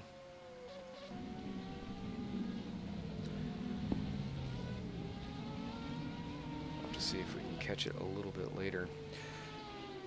So anyway, yeah, the drivers that are out kind of in the front of these other teams in the top podium positions, yes, it looks like they might be able to just kind of wrap this thing up and start getting the champagne ready to go, but it's still very early. and anything can happen. We've seen, I believe it was Sam Bentley at the end of a race not that long ago, end up just getting collected into someone else's incident and had about 3 minutes of repairs in the pits, and this is when they had a 2-lap advantage over the entire field, and they ended up barely staying on the podium, I think, by the end of the thing. And what was looking like it was just going to be the top 3 sort of kind of cruising at home ended up being the leader barely taking the podium, and then second and third place closing in, and it was an absolute dogfight through the last 3 or 4 laps. So I never want to call anything early. Well, that's fair enough. Is what we're got the GTE stats, well, not stats, but our running order in front of us, and running it down as we're closing in on 40 minutes to go. We have Matika first, Wozniak second, Jones third, Klosa fourth, Reinert in fifth, Aslan is pulling double duty in sixth, Nico Barkley in seventh, Fennel eighth, Hume ninth, Crooks 10th, Laman 11th, Hiri is 12th, Decline 13th, Dorman is 14th, Produxuto is in 15th, Krasnay is in 16th, and if I could get you to move that graphic for me, Ross, I'll get the full field rundown. I can find it. But at least those are the top 16 in right now. Your podium position, podium runners so far is Matika, Wozniak, and Jones. Riding on board right now with Calvin Reinert and Team MRTI Gramelli, 7R Corvette.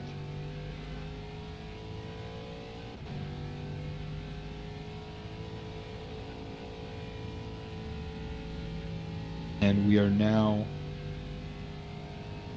past 40 minutes remaining in this race. We'll be counting down from there as Nakib Asland, who was in the the VSRA guest car earlier, which is currently, and we have Reiner.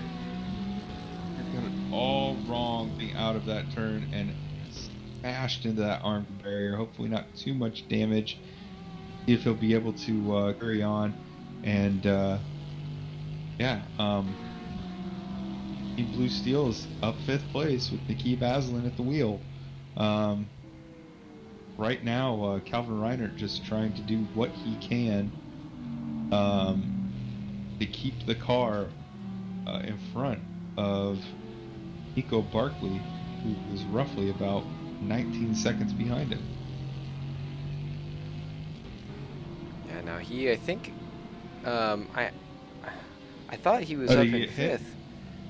I don't know for sure. I didn't think he did. I think he just kind of punched the gas a little bit coming out of the corner. Yeah. Because can't remember what I was even talking about back then, but all of a sudden I saw Calvin Reiner, bam, right into the Armco. I'm like, that doesn't look right. And there's Aslan just up in front of him. 5 seconds. And Aslan's been the Iron Man today. Yeah, Blue Steel, not a terribly promising opener, but they've been able to really climb back up right into the saddle, and Nakib has definitely been a proponent of that. I mean, he's just been rock steady throughout most of the back half of this race. Well, just from the fact that Nakib he was in that VSRA car, the VSRA guest car, for almost 3 hours, and then hopped over to this Blue Steel car with about an hour to go, and said, "Don't worry, I'll do the whole 4 hours just in 2 different vehicles."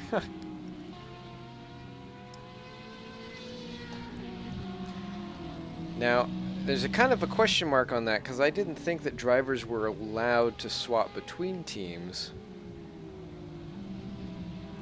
or their cars, that you had to stay in one car and see that to the end. Like, you could hop back in, you could do multiple swaps if you wanted to, but you had to stay in one car.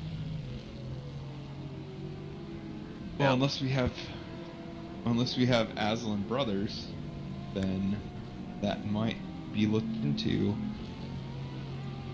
at the end of the event. let's take a look.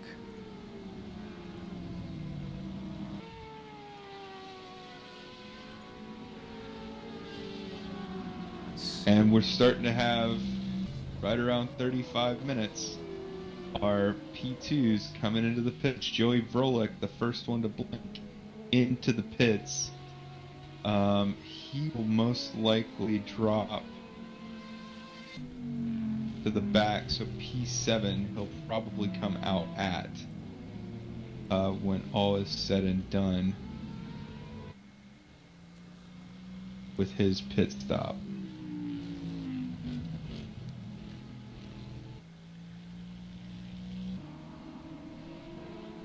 There he is, yeah, 7th place.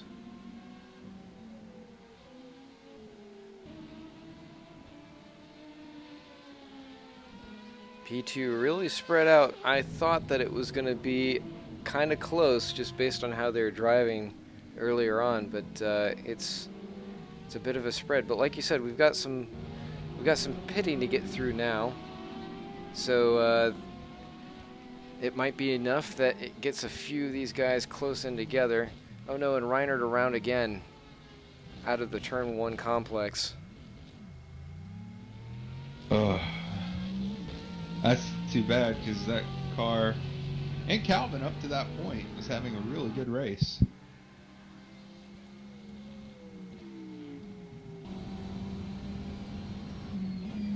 Nico Barclay has now moved that gap down into about the 15-second range. And we've got Emir is now, Hamad is for Gramelli. We saw he had a bit of an issue before, and we saw the yellow sector flags go up there. Sven Laumann has been able to take advantage and move into 10th place. Sorry, Wozniak. So the timing has to update here. Looking at a slightly different screen. It's a bit obnoxious.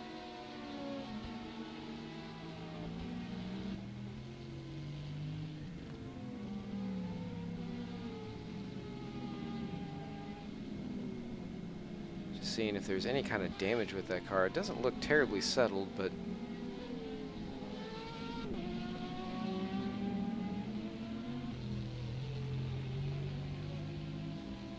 currently 7 laps down to the leader, nowhere near anyone else, so they're just kind of pulling this one in and hoping maybe somebody will drop out.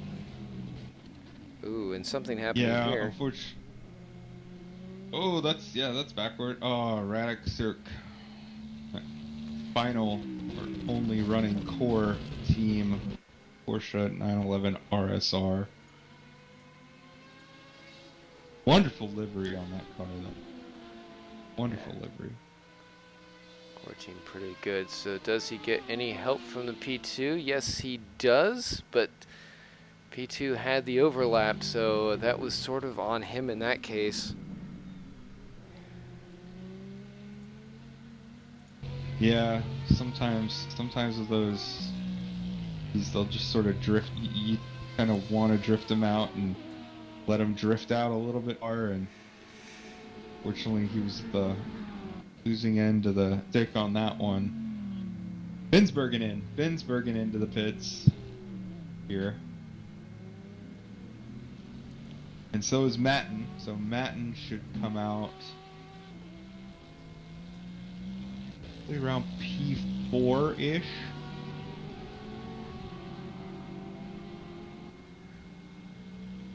battle off, having an off in the junior team for Sim Apex.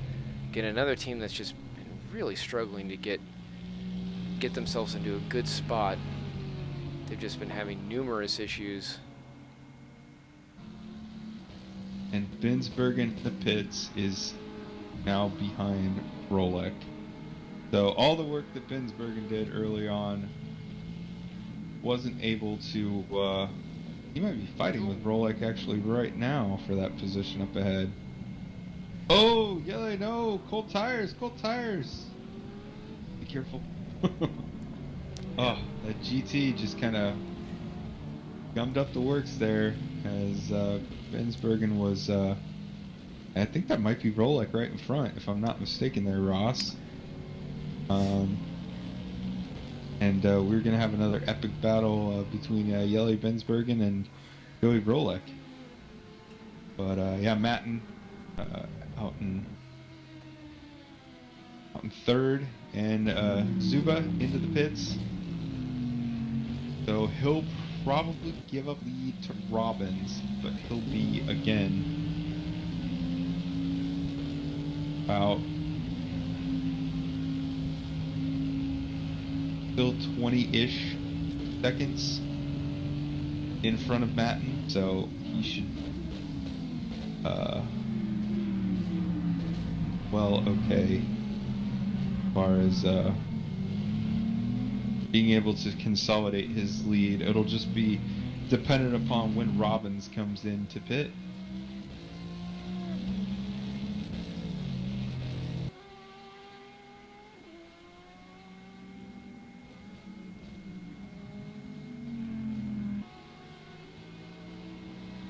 Just looking down through some of the live scoring and timing.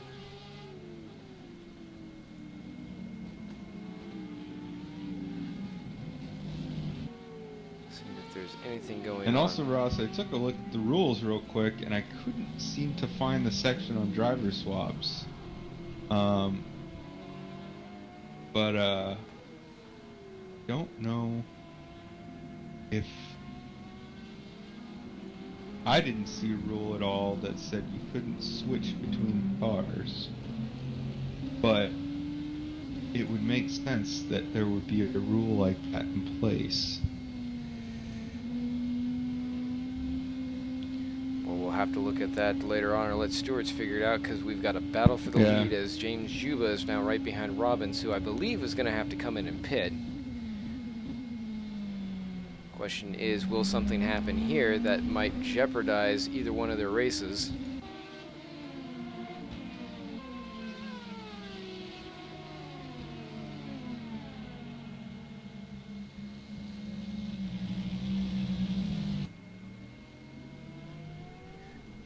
Matten's still 30 seconds away, plus, and then Voznica even further than that. Yep, yeah. There goes the move into the pits, so he's going to relinquish that lead back, but he's going to get a point for leading.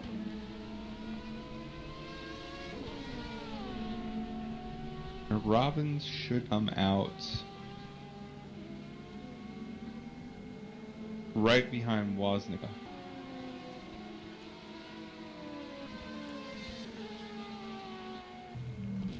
Of course, I think Voznica still has to come in. I could be wrong. Yeah, though. Woznica will have to come in. I don't believe he's... actually, Woznica made his stop earlier. He might have to come in, though, for a splash. Because I want to say Woznica made his stop around lap 40-something? So he might be able to go the distance, but...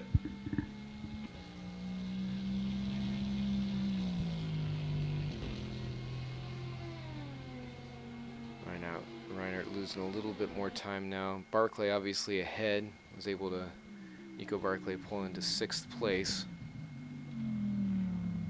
So unfortunately, Calvin Reinhardt is just sort of falling a little bit off the wall, not able to keep that pace after he'd worked very hard to get up there. He's looking for a top 5, and it's not over yet. It's still almost 30 minutes to go. but it's looking less and less likely like there'll be much made from it as we see Dennis Wyers going and getting a DNF, and Jeff Close is running foul. Close right there. Yeah, Close is running up there. P4, P5, and then, yeah.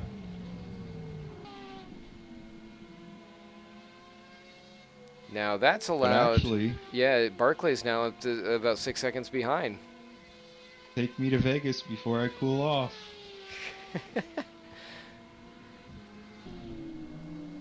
Oh no!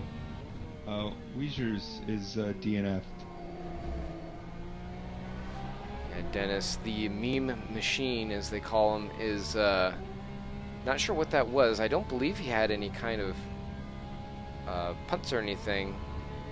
He had just had a pit stop not too long before, about a minute before, and I think that might have just been a simple disconnect. That's unfortunate. He was really giving that car a good ride too. Yeah, Dennis can turn a wheel, but his career is sort of spotted with interesting results in performance and position. So it's he's a bit of a wild card, and apparently so is his internet, if that's what happened. Man, looking at Jeff Closey's inputs as he's going through like turn 1, it's just really hard into there. It's a very late. You turn in very late into turn 1. Very, very late. You actually can drive so deep into that corner that it actually will get you into trouble. Which I'm surprised we haven't seen more issues into turn 1 with drivers driving as deep as they can, because you can go so deep and brake very late that you can then get it in. So looking like the car, Jeff's car, may be a little bit understeery through some of these segments. An unusual condition for a Porsche, but yeah. But it can get that way when you're pushing it as hard as I'm sure he is to hold on to that top 5, because he's got Barclay not too far away. It's now down to 4 seconds. Actually, no, even less than that.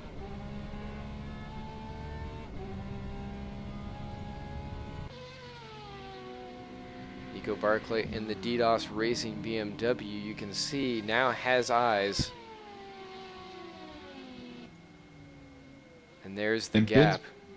And Binsbergen has been able to overtake Rolik for P5 battle as well. So Jelle Binsbergen over Joey Vrolik, and that just-ish happened. But yeah, Jelle, I feel like we've been watching this battle for the last 40 minutes. In some way, shape, or form. So here is the pass for position. Drillers and Corkscrew. Oh, just drives it off the corner. Owning the outside there. Nice wide entrance into that turn. Was able to carry so much more speed than Joey. And that's all she wrote. Now all Jelle has to do is make sure that he's able to navigate traffic and bottle Joey up where he can.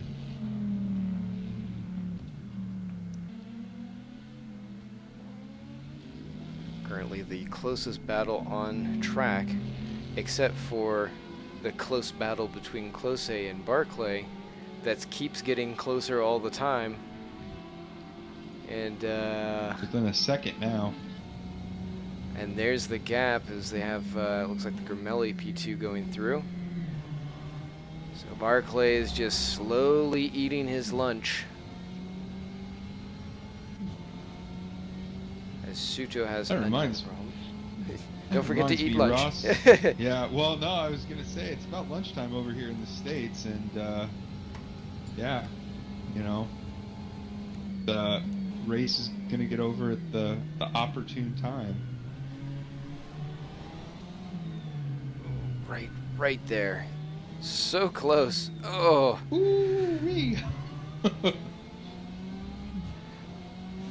And that's what Nico does, just pressure on top of pressure on top of pressure, and carrying the speed through the corner. He says, I'm gonna go the route the P2 went. Yeah. Gonna be a beautiful move down here into turn 1, really late on the brakes, lets it run wide, but sort of sits there at the exit of that turn where Klose would like to be to really drive off and challenge him, and that's what Nico Barkley do. Very impressive drive. He's got 18 seconds to P4. Think he can do it before the end? Nico is a very talented gentleman from Peru, but I am not going to wager anything on that. I said P5, and that's where I'm stopping. Yeah, and again, nothing against Klose. Klose did an absolute phenomenal job of defending against Barkley, doing a great job of keeping the car up there. If it hadn't been for that mistake, he would have probably had the better of Barkley at the end of this race. But, you know, again, like we talked about in the beginning, mistakes make you or break you. With 20 minutes left, there's still plenty of time for more to be made as you see a P2 come through, because that's and he gets a little bit of a tap. That was the driller Suzav Vrolik, I believe. No, it wasn't. I'm sorry, that was Juba, James Juba, our leader. Oh, the leader. Oh, that's not good. That was a little ambitious from everybody involved, but yeah. Luke Mader having his own issue. Meters again had trouble with coming to grips to that car, but he's done a good job of not being in the way of things. Fortunately, yeah, Alistair Young is just sort of falling down the field here a little bit.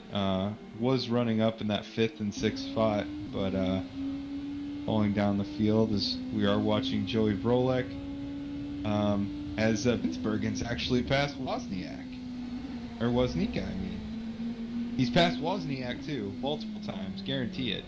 But Woznica, so Binsbergen up to 4th. This has definitely been a bit of a slugfest back around the tail end of the podium positions.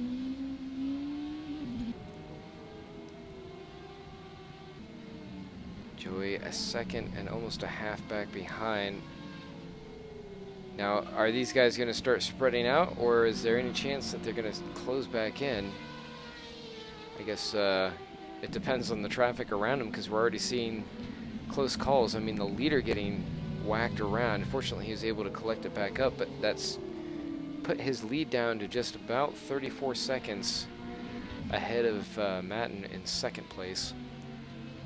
And I think what you got to tell James, not that James doesn't already probably know this himself, is just, hey, you know, hold position, as Wiegers has been able to rejoin the race, albeit what is it, 1 lap down right now.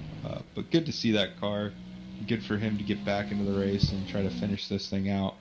But yeah, you just got to tell Zuba that, you know, hold position. You know, no reason to pass everybody. Don't mess up your rhythm, but at the same time, you don't have to take risks. You're half a minute ahead of these guys, so there's no reason to risk anything.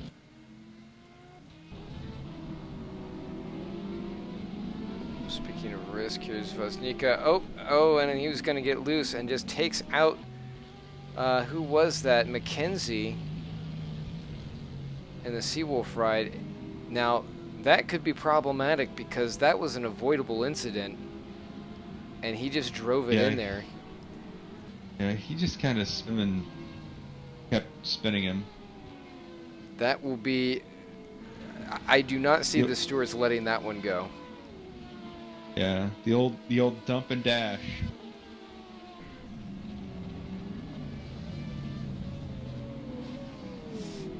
Ooh, and now he's having some netcode issues. So a potential penalty and flickering internet could jeopardize the 5th place driller's car. And this could get too Joey bad Bullock because back. yeah, it could elevate Joey to the 5th place, but it's too bad because outside of that one issue that Jan had driving off in a weird fashion, he's really run a really good and very measured race. Him and Jamie as co-driver, so sad to see if that's the case. Because yeah, any time penalty assessed would drop him down into the 6th position as of right now. Currently, he's sitting about 3 seconds behind the 4th place of Binsbergen. I don't know that he necessarily has the pace to really do much to him, but that being said, he certainly wouldn't be able to do much if he gets sent down the pit road, even for a drive-through, much less a stop and go. I mean, that'll easily put him down a lap.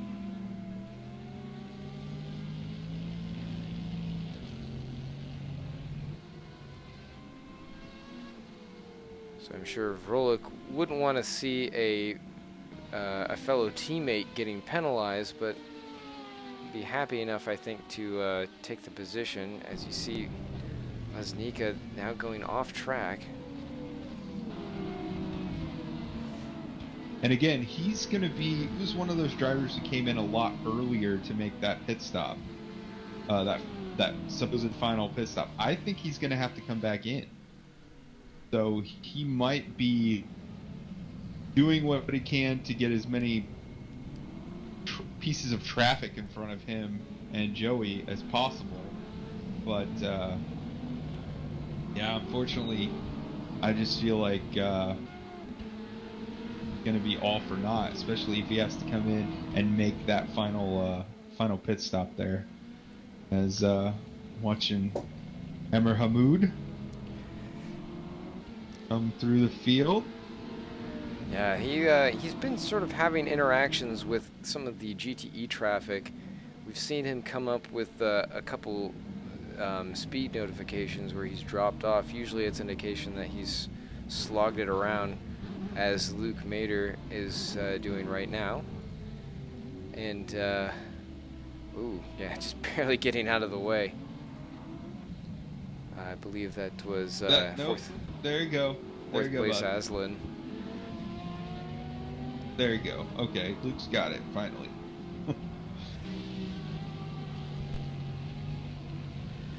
So at the moment, not really seeing too much going on in terms of battles besides that 4th, 5th, and 6th place sort of situation that's sort of petering out at the moment in the LMP2s. But, we've got the last quarter hour to get through. Drivers doing whatever they can to make up whatever positions are possible. The next closest ones, I think, are still Barclay and Close, but Nico, I think, was mostly pulling away. It's going to take a mistake on his part. Yeah, there's a little bit of an off there. Yeah. Well, for a second I thought that was Binsbergen, and then I was like, no, that's Mackenzie, I believe. Yeah, catching that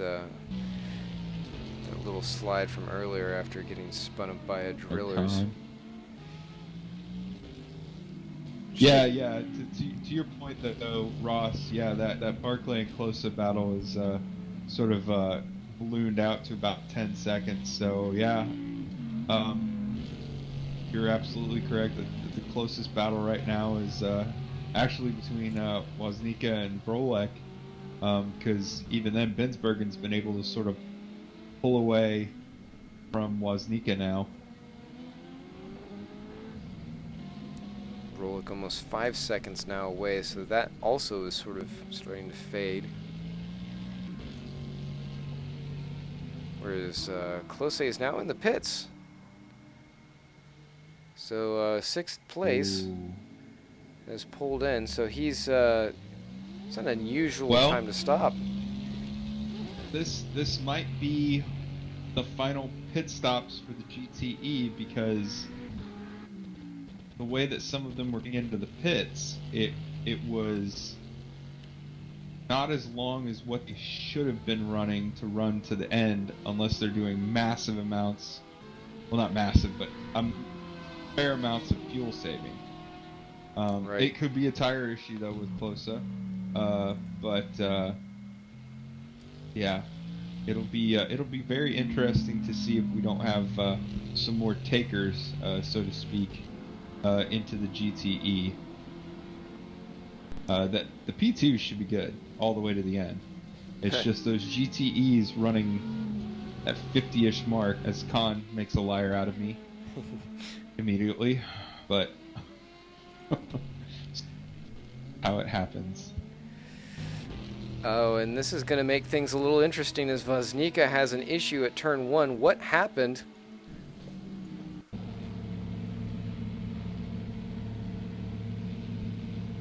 Yeah, I'm still convinced Woznica needs to come in and make a pit stop. If not for fuel, maybe for tires, if what we're about to see is any indication of what happened. So it looks like, oh, he had some net lag. Okay, so that was not of his own doing. That was just Yep. a situation. Technical racing incident.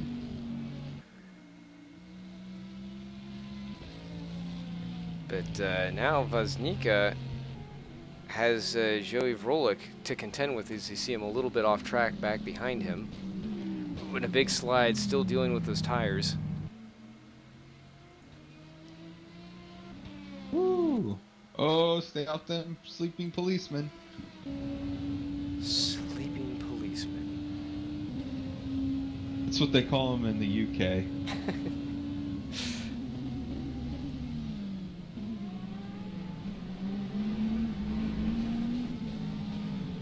And 10 minutes now. 10 minutes left to go in this race. So we might have a driller's battle back here for 5th place. And of course, I was looking at Calvin Reiner, who's now been able to move up to 6th. Mater back down in 30th position overall, has lost track to Radek Cirque.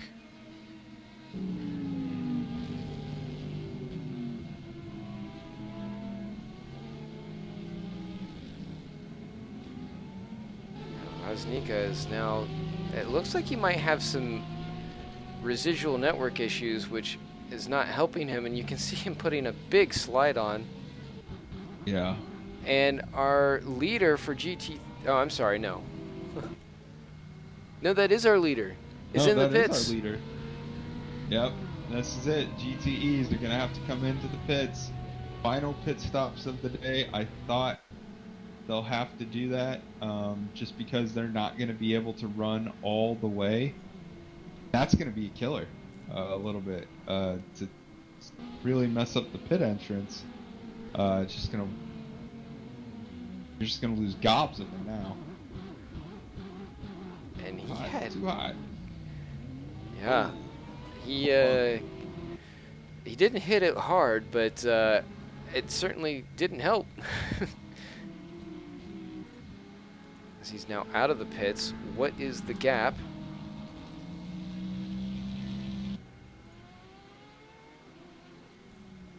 Timing still catching up. It should be about 10-ish seconds.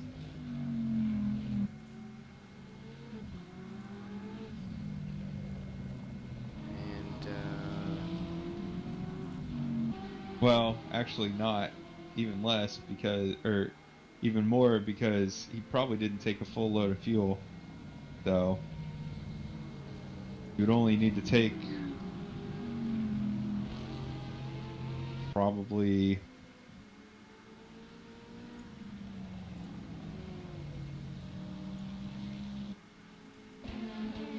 well, 9 minutes worth of fuel. Trying to think how many laps that would be. Probably about 5-ish laps. Battle for 10th at the back of the field for LMP2. As some of this timing starts to catch up. Look like some of the GTEs should be able to make it to the end without having to pull a splash and go. Yeah. Yeah, Fennel will be able to make the end, no problem.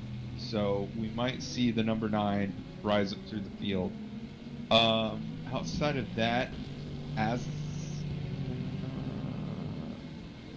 Aslan, maybe Barclay should be able to make it to the end as well, and I believe Jung would be the ones that I was looking at. I don't think I'm assuming, unless Woznica has been, ooh, big off there.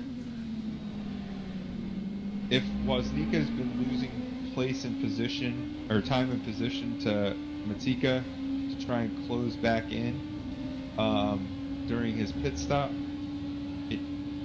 what we know is it did work, and still gonna have to stay fuel to the end now, so might have a little bit more, but Woznica might be able to make it to the end. I think most everybody else outside of the top 10 should be able to, or might have to come in, so Reiner notwithstanding these picks. Go ahead, sorry, Ross. I was just going to add on to that. It's going to make for an interesting final few minutes if anybody does have to make a quick stop at the end, because a lot of these times back through the field aren't terribly far apart. I mean, you can see Jung, like you're saying, 5 seconds there. It's not far ahead. I mean, any one of them that has to drop into the pits, it's they're going to lose spots. There's no doubt about it. Yeah, if I was worried about that, I would have actually come in as soon as the P2s came in for their round of pit stops. I would have brought my GTE in. That would have been my strategy call if I was worried about making it to the end of the race on fuel.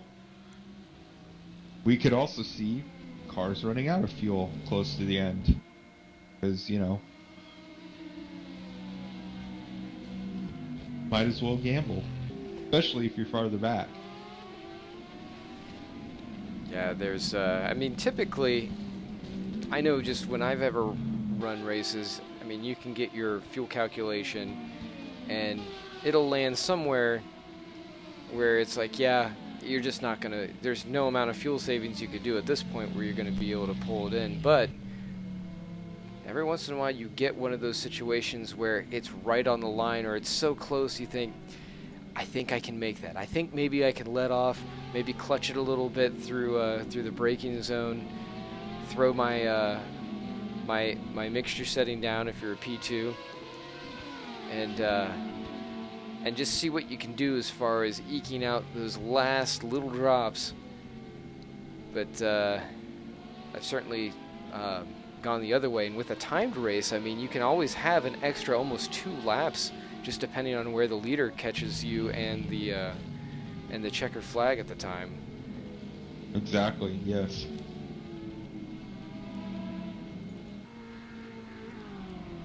Yeah, that's why I love doing endurance strategies. I hate having to think about them, though. Because sometimes it's just like, oh my god, did I not account for this? And then, you know, especially at the end of the race, you know, with what we have 3.25 minutes left, it all goes away. Which actually, if we take a look at the second place battle for the P2s, that is going to start heating up, but I don't know if it's going to have enough time to actually come to fruition. Oh, and a bit of a scuffle back there in the back as Pseudo goes around, or at least well off track.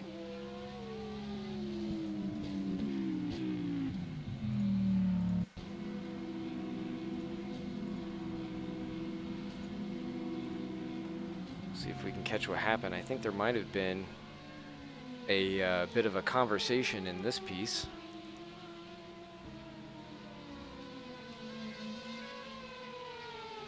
Solo and OSR. Oh, okay, so OSR just got loose. Well, that was actually a great job. Yeah. He managed to hold on to it. That Lavalley or Lavalley that he hit. Definitely one of the solo cars, but yeah. That could have been a lot bigger than what it ended up being. 2 minutes left now. 2 minutes, so we'll probably have this lap, then the next lap, potentially one more, depending upon where our leader, James Zuba, is. Reinhardt losing a position to Hamad, but that's an overall. Hamad just trying to work his way back up. I think we've got the closest battle here now is in 10th place with Crooks and Jung. Yeah.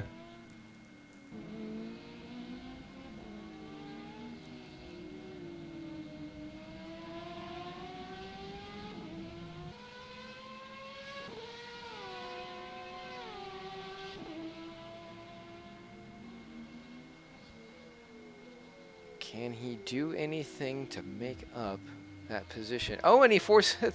There's an error. There it is. Jung goes around on his own through turn 1, kicking himself. Just... Oh, yeah.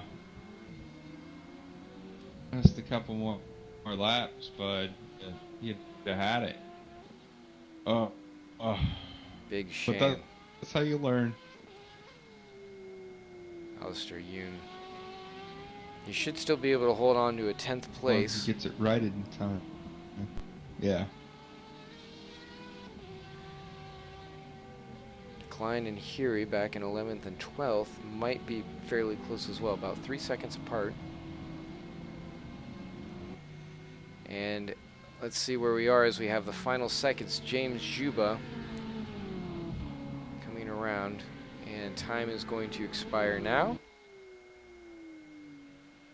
There'll be one more lap, I assume. I believe that is correct.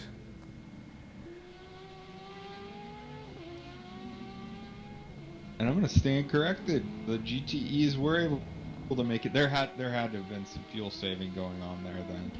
And Tika just, you know, you're not done yet, are you, James? Well, I guess we are. Yep, there's the finish as drivers start coming across the line now.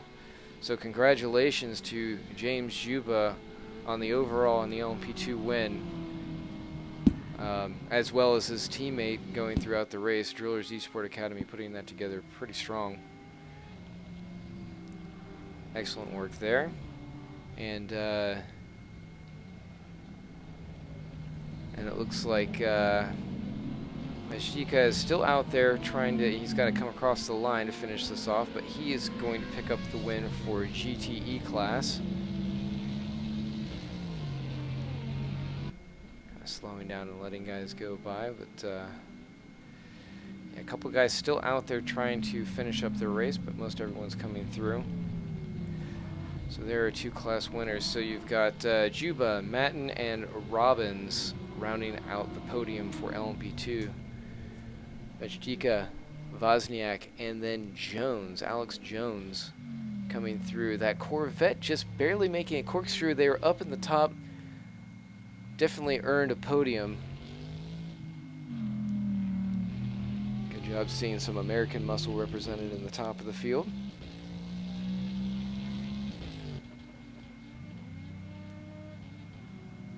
Wozniak solo racing, that's going to help keep them up at the top of the board. Because I think Sim Apex was a little bit further down. Nice little team shot there with the, well, maybe not so much anymore. Yeah, well, yeah. Well, kind of been the story of the number 65 car's day.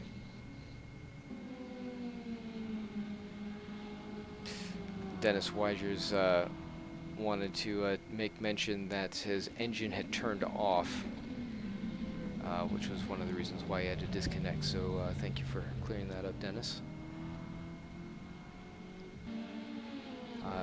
And as always, there's quite a bit of conversation in the various chat channels about what was going on between the classes LMP2, LMP3, and all that fun business. It's always controversy, even in the real life thing. You've got both classes kind of digging into one another of how they should or shouldn't be driving. But good race so far. Was hoping for maybe some last lap strategies to come into play where we get a really strong fight to the finish, but it was still a lot of good racing throughout. Very crazy through most of it.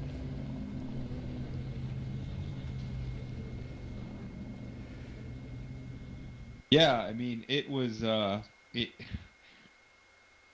again, I feel like the last we had the last part of the race, or usually what happens at the last part of the race happened in the beginning minutes, and then the last 15 minutes of the race, like they were just transposed, where it Right. was pretty orderly and not very many fireworks there at the end. But man, in the beginning, it just seemed like it was, action here, action there, a spin here, contact here, you know, uh, elbows out, just craziness going on. So definitely interesting, to say the least. Very good race, yeah, and that 4-hour time slot is excellent for moving things along while giving us that endurance flavor. It's a great VLMN kind of style of driving. Definitely something we always look forward to, and we'll definitely look forward to as European Endurance Series goes to the final round at Nürburgring and do the last 4 hours there Yeah, to tip it off. that'll be an interesting race for sure. And hoping I'll be back for that one to help you out there, Ross. Would be appreciated. But obviously an American holiday over here in the States. But Yep. yeah, we should be on it. Right now it's just barely getting into the afternoon, and Well, with everything happening, where are we gonna go, Ross? So. it's true. It's true. We can watch the fireworks on track and get our daily dose of racing. So it'll be great to come back for the season finale in a few weeks. And unfortunately, not seeing any drivers up for an interview, so we'll go ahead and end it there. But thank you to everyone who tuned in. Thanks, Tyler, for joining me in the booth, and to all the drivers and staff in VSRA. And I guess we'll see you all next time. Take care.